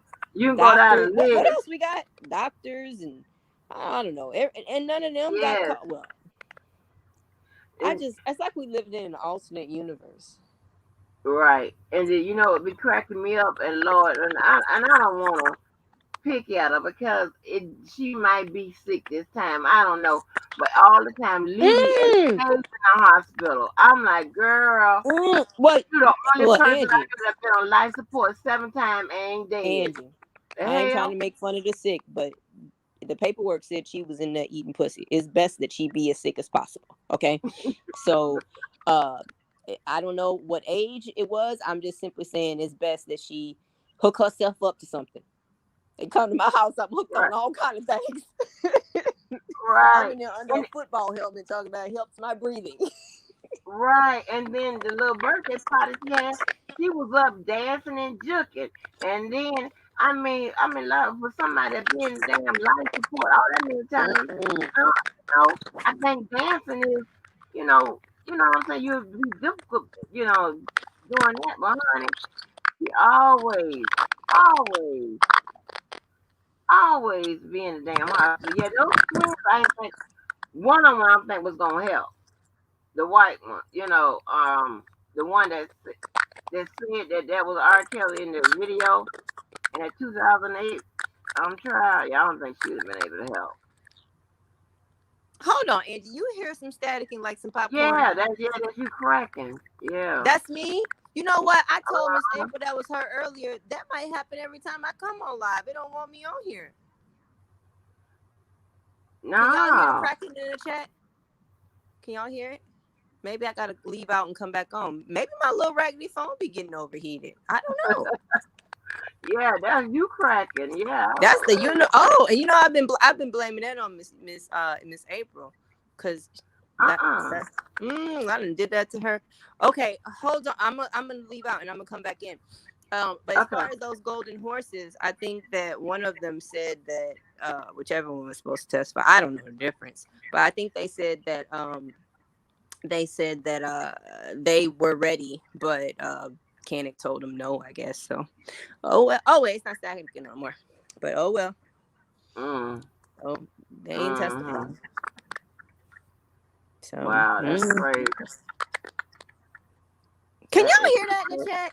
I don't know what the. Yeah, that's you. That is you. Oh no. Nobody don't answer if they can hear it or not. Child, they about drunk or something. No, that's me. I'm drunk. Oh, what happened no. to Amazing? Your little boyfriend ran away?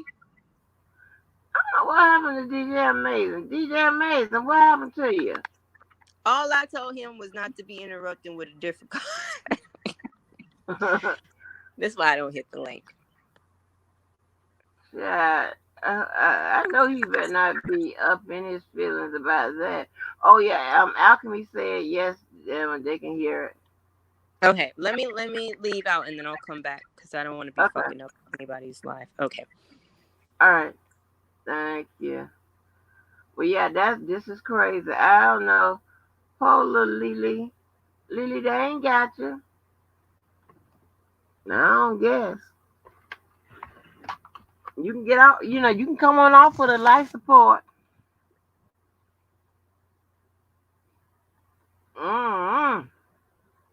Ain't that crazy?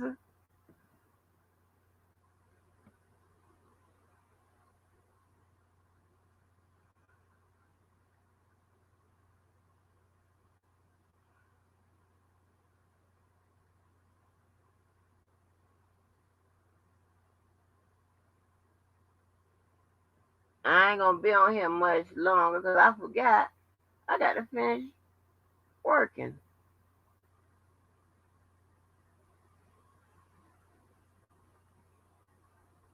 Is that it on CBS World News? Hey, Miss April.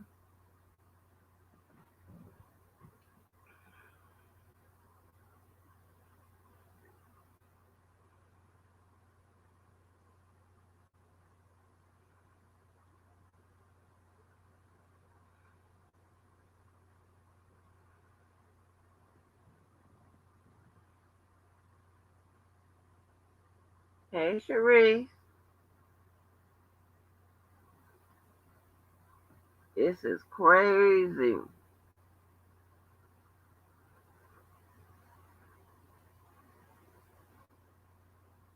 Can't believe all this stuff that happened today.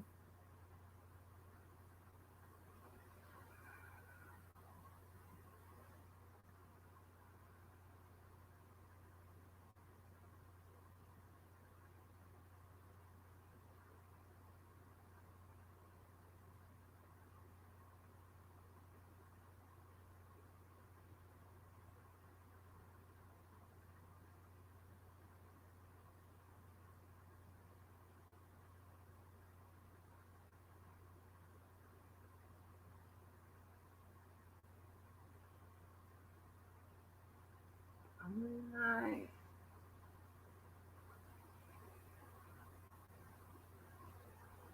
Thank you. I got a soldier in here. They're trying to take care of me. I got a soldier in here. Where they at? Where they at?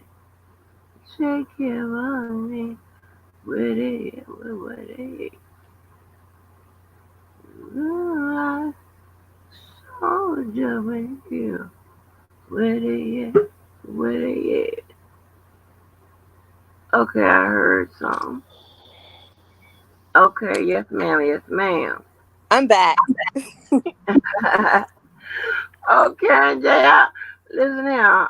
I don't want to hurt nobody. I'm saying, look at the articles from New York Times. Let me see. I think I read one. Let me look and see if they have a new one. Hold on for a minute.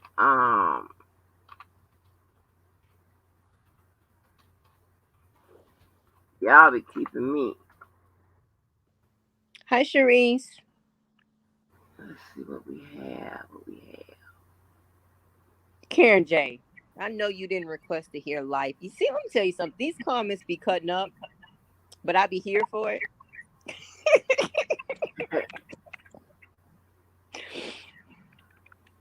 Like I live. Kelly can't come talk to y'all because he's in this live group. Okay. Let me see. Is that the... Yes. Oh, yeah. Yeah.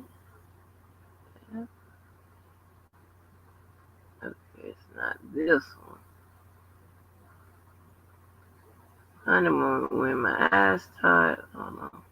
Let me see if this is the other one.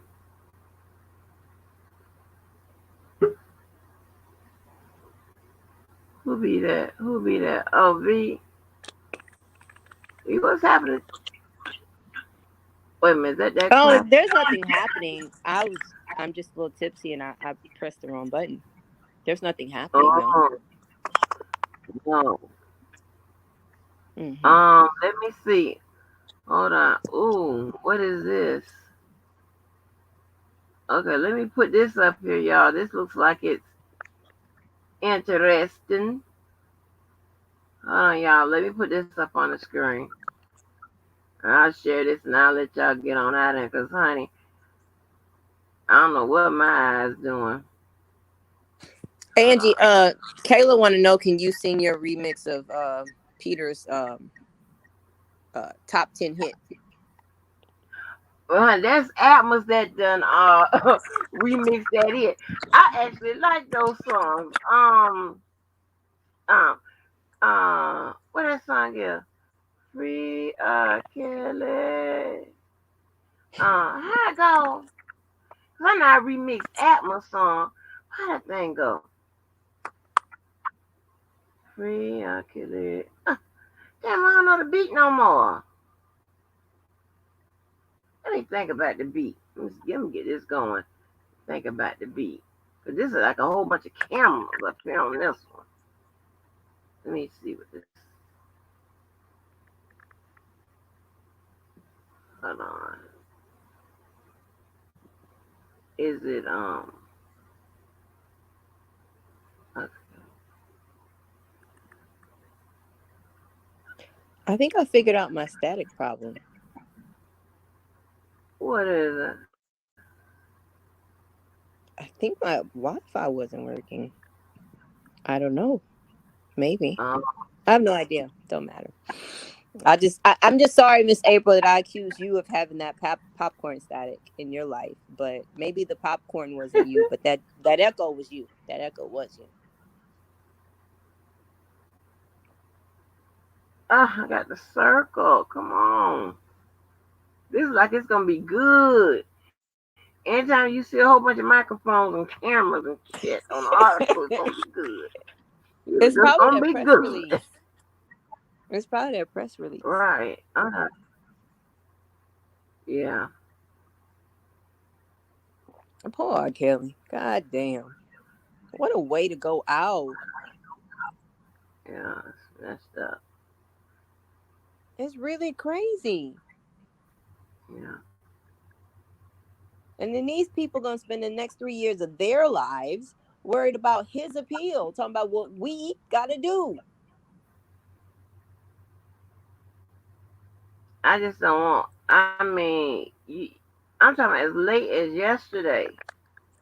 Somebody was questioning, can one man be an enterprise?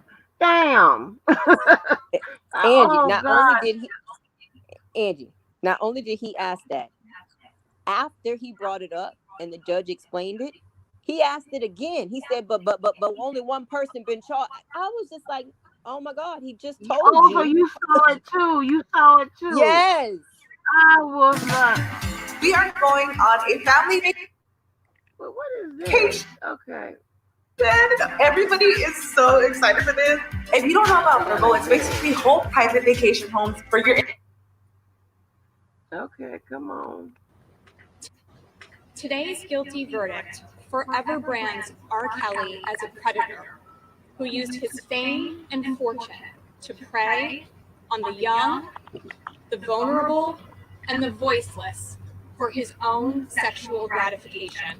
To the victims in this case, your voices were heard and justice was finally served. This conviction would not have been possible without the bravery and resilience of R. Kelly's victims. I applaud their courage in revealing in open court the painful, intimate, and horrific details of their lives with him. No one deserves what they experienced at his hands or the threats and harassment they faced in telling the truth about what happened to them. Mr. Kelly is a prolific serial predator. Despite numerous reports of his destructive abuse over the years, Mr. Kelly's brazen acts of intimidation against his accusers kept them shielded from prosecution. In their failed attempt to evade justice, Mr. Kelly and his associates made one critical error. They underestimated the resilience and courage of the victims who refused to be silenced. Oh, that's all they said. Boo! That wasn't nothing. Shit. That was not nothing. Let me see. Is that all they had? I wish they would have interviewed some of the supporters after the verdict. Wait a want data minute. to be secure, Oh, what and your is this customers shit? want things to be Hold seamless. on. With IBM, you can do both. AI helps you monitor threats across clouds, address regulations, and Oh, okay, create they all new play this. experiences. I want to hear this. Of course, Mr. Kelly is disappointed. He was not anticipating this verdict because, based on the evidence, why should he anticipate this verdict? When you go with the discovery, you saw witness after witness is giving 3, 4, 5 different versions as to what they said happened here. The government cherry-picked the version that they thought would be a continuation of the narrative that was first put out by Cheryl Mack and Surviving R. Kelly. And they cherry-picked the version and ran with that version. They totally ignore the inconsistencies that all these witnesses gave in their debriefing. They tried, and I guess they successfully did it, was to massage it. But it's a situation wherein I don't know if I'm more disappointed in the juror's verdict or the government's action in this case. Thank you very much. I'm sure we'll be appealing. I'm sure it would be an appeal. Well, yeah, because you're going to file it. Look at Hollywood Next. That's Hollywood Next. Dottie Oh my God, that is her. Daddy Lolo. I didn't see all of them. You can't tell Hollywood that she ain't Hollywood squirrel, that she ain't part of the media. You can't tell her she ain't a journalist right now. Okay, and I appreciate her dedication. Yeah, she said I don't fool with no Earl, but oh no. She said she was waiting for them to come back from the lunch because she said she got to protect the defense team or whatever. I was like, I don't know what that means. She's security too? Well, I don't know what the hell is going on. You got to have 2 jobs. They said that during COVID, that you need to make sure that you have 2 streams of income. So you can't just be a journalist. You also have to be probably security. But, I mean, I want to know what she whispered in his ear after that little interview. I want to know what she said to him that had to be a whisper. Oh. I have some ideas, but I'm not going to say that just because I've been drinking, because that wouldn't be right. Oh, Lord. Oh. I don't want no smoke. Oh, Lord. I'm just having a good time. Everybody relax.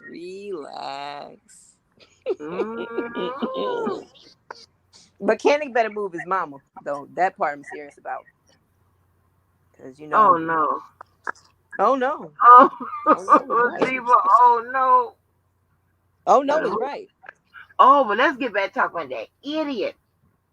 So you heard him ask about, like, dude, he always want to claim who's not a R. Kelly supporter, hell, you are the worst one. You are R. Kelly con artist with shit supporter. Like, dude, stop asking about that goddamn one man's enterprise. Oh, apparently he could be one. Shit. Yeah, and what he say is that, you know, what we're not gonna do is insult his intelligence. So I don't know how much intelligence he's referring to, but yeah, that yeah, we not gonna insult that. That's what we not gonna do. We gonna listen to him mismanage the English language. We're gonna listen to him not know the difference between, like, you know, past tense and present tense and plural. Like, we gonna listen to all of that. But watch him drink out the jug. But we not gonna insult him. That's what we not gonna do. No. And the judge ain't either coming on here with all his old ass stories. Yeah. When he popped up there, I said, "Oh my God, my mouth was open. My mouth was But you know what though? Oh my God. He give the people what they want, because some people in the chat was like, yeah, all right, we got a show now, DJ and Dom. And I was just like, what? Dom can have a decent conversation, but the other one, yeah, I'm like, are you serious? Are you out of your mind? Like, I was so embarrassed. I'm like, oh my God. I'm so glad that I don't have to deal with no shit like that. Oh my God. I just bowed my head. I'm like, are you serious? Don't bug him up there. I intended to hit the link and come in here and challenge your knowledge of the law, and to let you know you wasn't going and challenge my intelligence, but the wine got to me and I changed my mind. Right. It's like, huh? It's like he is I don't know where these people get off. Like, when I heard Dr. Rice say that the defense should have read his letter that he wrote to the judge during closing. I'm like, for what? I don't think that they so I always wanted to be a lawyer. But again, just because I used to want to be a lawyer and used to participate in mock trials and stuff like that in high school, that's high school. I don't think that that thought process or that plan has any indication on what a real lawyer should be doing right now. But I only say that to say I have a little bit of insight of what an actual lawyer kind of like goes through as far as like education and being certified and stuff like that. And I think these people must think it's like a fly by night type of a job. I don't think that they understand the level of education that these people have, and that even after graduating, you still have to go through qualification. I don't think that they quite get that when they trying to give them legal advice. It's so absurd. Yes. Are you crazy? And that's like me calling up Dr. Fauci to tell him about COVID. Right. Shit. I hope he sends somebody to arrest me. Where's my girl? Wait a minute, I ain't see you. What up, the truth? Nia, what up, Cardi? Cardi Young. I was chilling with my kid, Mama Young. Yes. But that is so crazy. All the KKKs up in here. But yeah, that is just the weirdest shit I ever seen. Yeah. Like, what are you advising? Yep. Yeah, what? Yep. And half of these people ain't even graduate high school. I don't get it. Listen, I've never heard so much mismanagement of the English language in my life. And I grew up in the South, so I've heard a lot. But yeah, the stuff I mean, the tenses of words that they use, I don't want to pick on nobody's. I'm trying to avoid this, but I just, it's drawing me in. It just not knowing the difference between singular and plural. Like, what? I don't even feel you have to go to school necessarily to know that. I think you just hear it from other people, and then you pick up on it, and then you realize you got it wrong, and then you correct yourself and you move forward. But see, I can't. I don't want to do. I don't want to do this to the people. I don't because I'll do I it. don't want to be I'll education do it. shaming. Yeah, Angie. I can't be. I can't be education shaming. Right. That ain't even my Listen, yeah, but style. But sometimes you it's can't not help it. even That boy, education. You could just go to like 5th grade, I think. yeah. That boy said, I know who I is. I don't know who you Oh, is. it's a few more than I. Listen, there's people that don't know the difference between women and women. I don't know. I just It's a no, lot of these shit going on. and they a be lot. confident. They be Yeah, it be a confident in lot. Yes. And they say it loud with confidence.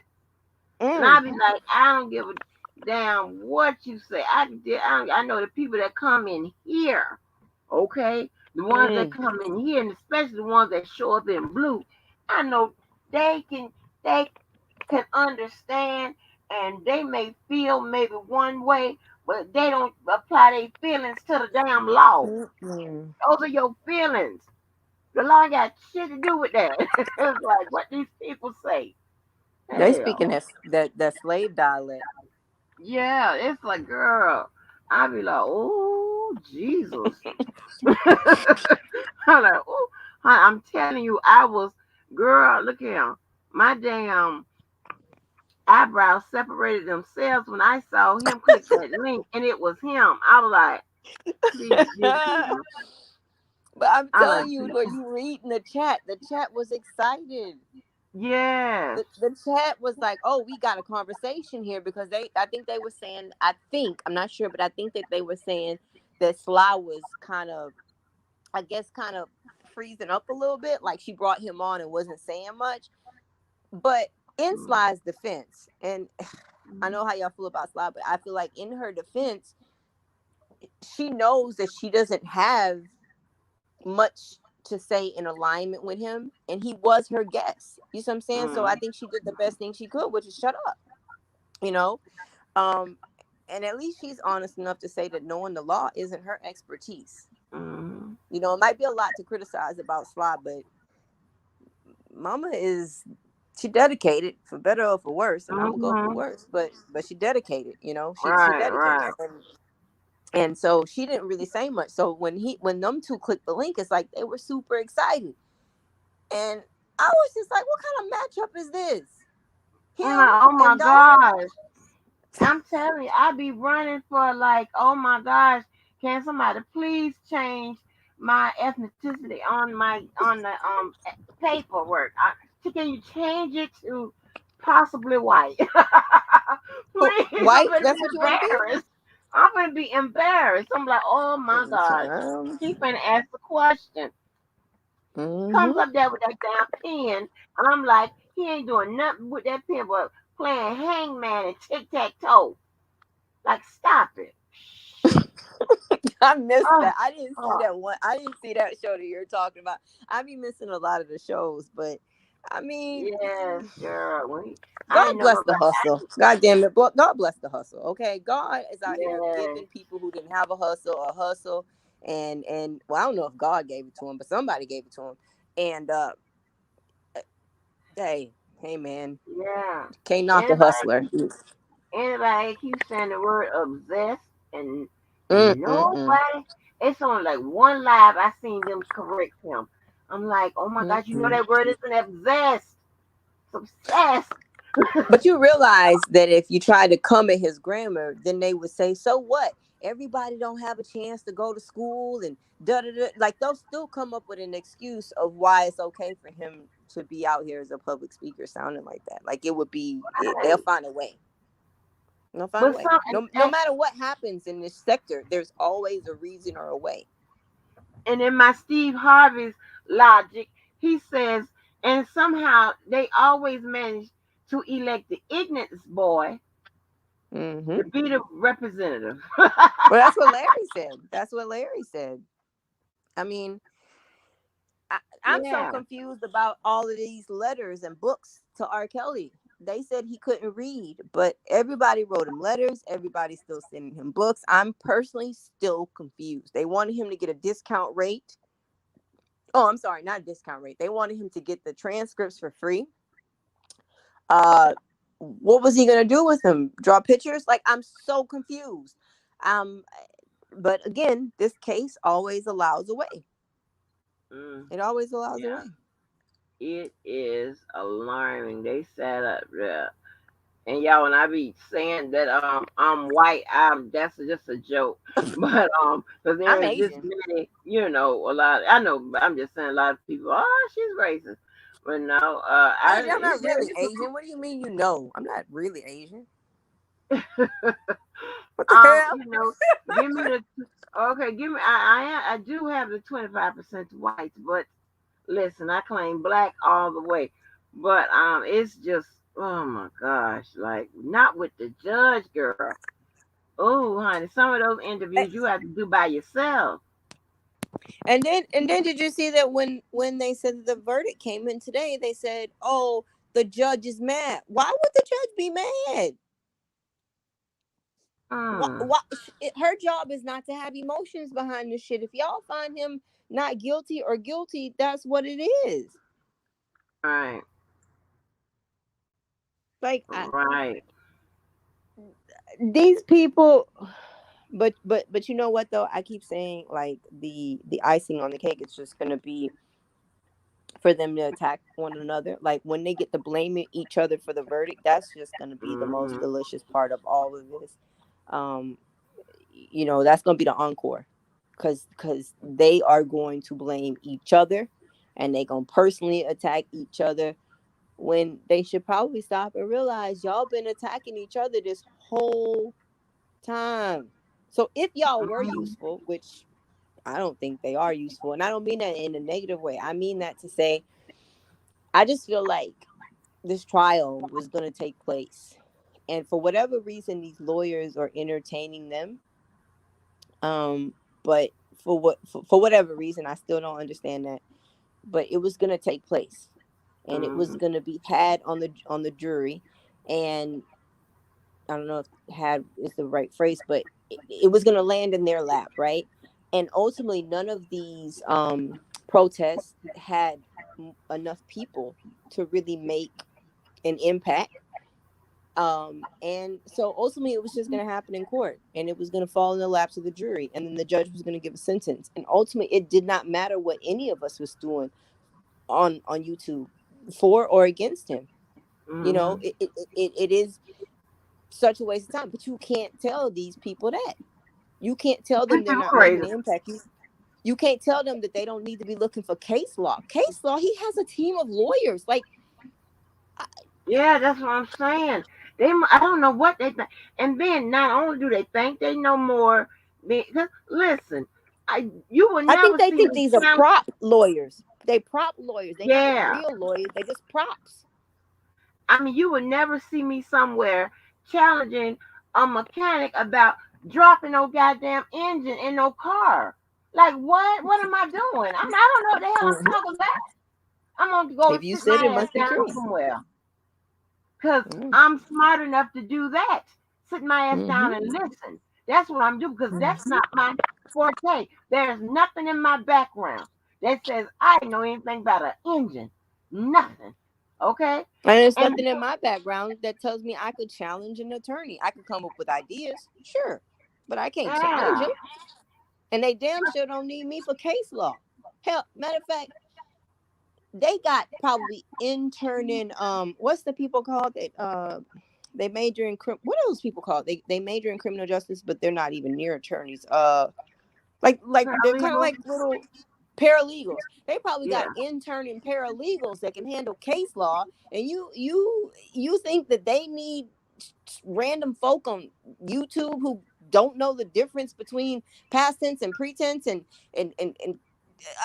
no, like it just no, they don't need us. Yeah. And then the judge said we needed by 12 guys. What? We and needed then nobody, no. And everybody's in a competition, right? Everybody's in a competition. And it's like, are you serious? People in a competition. How are you gonna be in a competition where you don't even qualify? Well, they think that for some reason For some reason, they don't think. I don't know. I don't know what could get within a person to make them want to tell other lawyers what they should be doing legally. The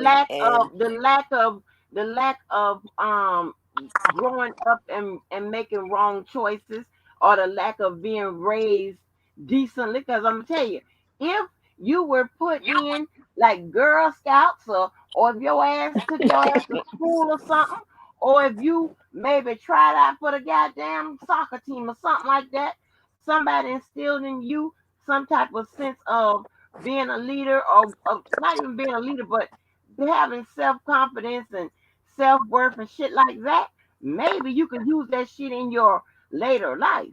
Not wait till you get a Right. YouTube channel and then go crazy, then fuck with people who got to beat your ass, and you learn the hard way. You know what I'm saying? Because you have people that, I mean, they be in competition with these channels. People got to be first. They got to have the exclusive. They got to challenge another person. They got to copy your ass. All kind of crazy shit. It's like, do you even know what you're talking about? And I love to get people that wanna, challenge you. You're not gonna challenge me on my will, because I will embarrass you. I mean, But this I would is never do very that. I would lightweight never here. think. Yeah. Do you go to? Well, I mean, I actually I can't use that as an example, because I actually do go to doctors and tell them exactly what's wrong to me, because I looked it up, Yeah. and they be looking at me like I'm crazy. But they let me know I'm crazy. So I don't want to use that as an example, but I don't go to other people's house and let them know what's what. Sorry, Angie. Kayla want to know if you want to play Debo's live, to maybe just the volume. I'm pretty sure that's interesting. Oh, let me see. I say just the What volume, is he just talking the about? voice. Hold on. I'm sure appeals. appeals. Oh. You said what? Oh no. We can't hear that. You still popping. Oh, really? Okay. Kayla Me and wants my to laugh and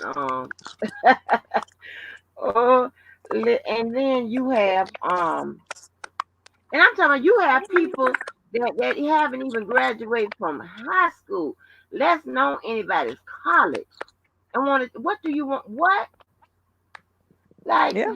And they arguing with people with these postgraduate degrees. I really think that they don't understand the process of what it takes to become an attorney, because I feel like if you understood, you wouldn't feel that you could just do that to them. Like I feel that way probably about most degrees that require more than 4 years of education. I just couldn't, especially, and then something you have to be certified in. Like I just don't.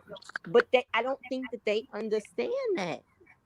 No. I don't think that a person who maybe, and I'm not trying to insult anybody, but if you didn't graduate high school, or you barely graduated high school, maybe you can't put into terms 7-8 years of college and then having to pass the bar exam just to say that you could do what you thought you went to school to do. Maybe they don't understand that. Maybe they can't grasp it. I mean, maybe. Right. It's like, it just don't even make no goddamn sense. And you be hating to make the example, like, okay, honey, now again, when did you when did you graduate from where? And then, girl, you was cracking and popping, honey. You was really cracking and popping. I know. I don't know what I could be doing to be cracking and popping. I'm just sitting here holding my phone. But now I feel bad every time I told somebody they was raggedy and cracking and popping. And then it was just me that was raggedy. And then you do have a lot of people. Now, then don't get me wrong. With the advertisement schools, with the RI and all a lot of those schools, the online schools and stuff, they don't have all the maths and the social studies and all of this stuff. They and don't get me wrong, some of them are now getting it or whatever, but a lot of them, they don't have, and I don't have nothing against what is the what is it, HBCU or whatever. I don't have anything against that. But and I also don't have anything against like a predominantly white school. But I couldn't go to a one-sided school. You know what I'm saying? Because I need international law. I need international business. I need to know about what the white people do and the black people. I need to know what the Asian people do. I need to know all of that, and I can't get that from just going to like a predominant white school or HBCU. I just can't get it. You know what I'm saying? So I have to do the best that I can. But so and it is so crazy. But the competition is unreal. Right. And I'm like, matter of fact, I listen. I said I don't think they understand the process of what it takes to become a lawyer. Shit, there's a whole process to test into trying to get to law school. I actually did my LSAT prep. So again, people who can't probably pass a basic. Just the basic exit exam probably can't imagine, and I don't mean to be superior to these people. I'm just simply saying quit challenging lawyers. Like maybe you don't understand what these people's process was, and maybe you're not qualified to challenge them on the law. Like these people tested just to be able to go to law school, and that actually mattered. It wasn't some like just a placement test. It was a real determining type of an exam. But you'd have to understand that, and I expect that for a lot of these just these 4 years plus type careers, but that's me, and they don't seem to get it, and for whatever reason, they can argue anybody they want to. Right. Fauci, Kenneth, fucking Joe Biden, anybody they want to. They qualified. Anybody, because they got a YouTube platform, and people love them. So. It is what it is.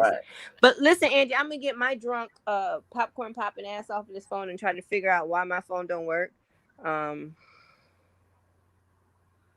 don't know what that is, but I'm gonna get my ass off of here. But it was nice talking to you, Angie. All right, you too, honey. You too. Thank you, ma'am. I'm gonna come back another day. Okay, honey. Thank you, ma'am. Amazingness, I guess it's your turn. We lost them. I ran Amazing off. Yes. Okay. Okay, give it to you. You go open the door. Give it to me. Yeah. Who is that in the background, Angie? We want to know. Ooh. Y'all don't want to know. All right. Y'all don't want to know who this is. Bye. Oh, Lord. Bye. Jesus. Who is that? Christ. Okay, well, I'm going to get off, but I want to know. Hey, bye, Angie. Sorry about it. What I was going to tell y'all? Oh, yeah, you know what? I do too. The HBCUs, we did a thing, and I always get the damn alphabets messed up, but we did a thing when they was doing the United Negro College Fund. Me and the fake ass girlfriend, we used to run that, an internal part of that.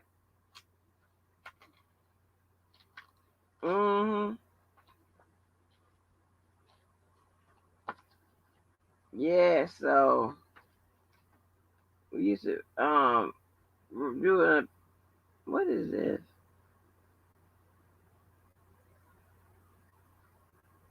Internal part of that.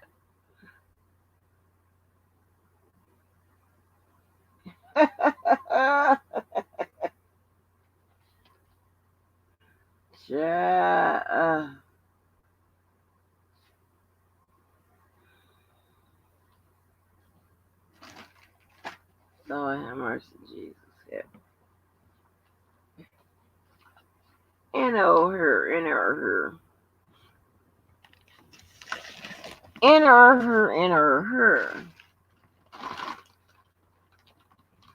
So, I don't know what to tell you. Oh, I got me some Sinex for my nose. So, and about that. I was getting off anyway. I was getting off anyway.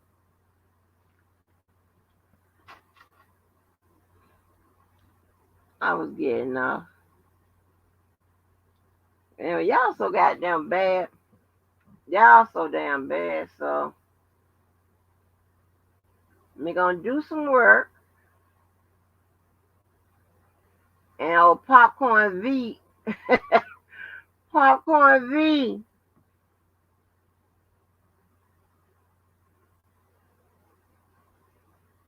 What up, Larry Mignon? Y'all a mess. It ain't nothing like that. Ain't nothing like that.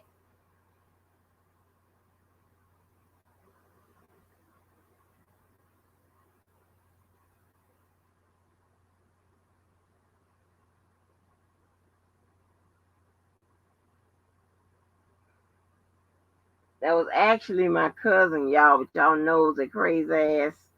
That was my cousin.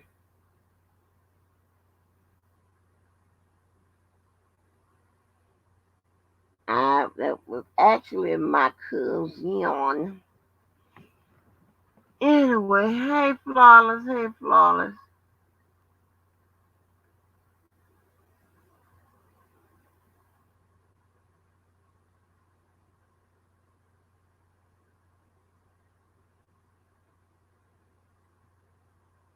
Y'all please go follow Flawless.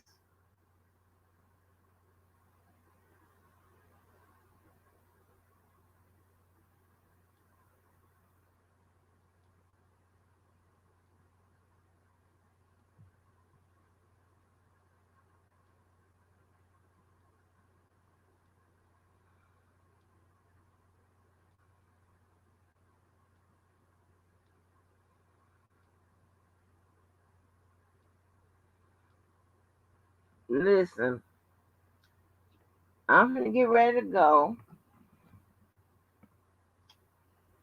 And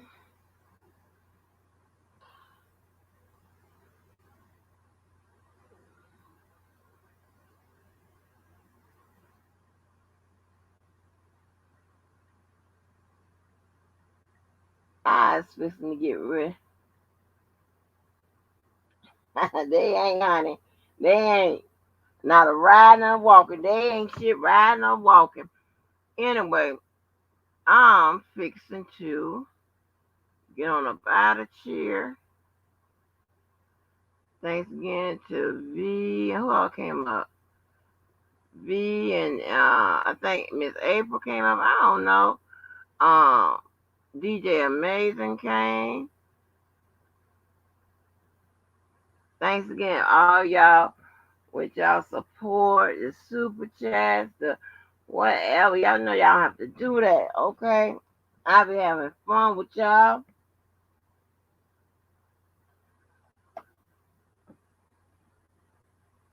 And unless something, maybe we could take a little break or whatever, unless we get some news or what have you. I mean, make sure it, when it's all said and done, these are humans and these are lives. So make sure you pray for everybody that's involved. It can't hurt.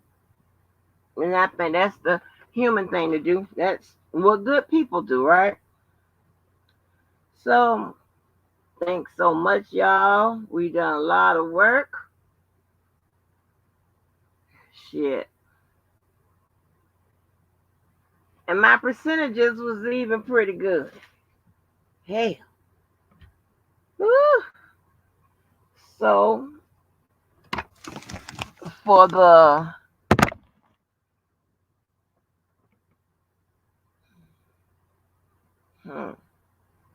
we can get a jump start on the Chicago case.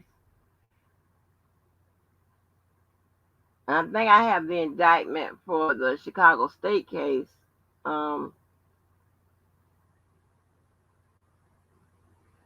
trying to see where I can get the other resources. So anyway, we'll get a jump start on that. And remember, October 1st, it's the first giveaway. Club Blue, so So thanks to the host, the hostess, and the guests, and everybody else. Till the next time. Till the next live. Peace out, y'all. And smooches. Go be nosing other people's bushes and rooftops, but we don't the ones that got a window around here. So anyway, all right, y'all. Love ya.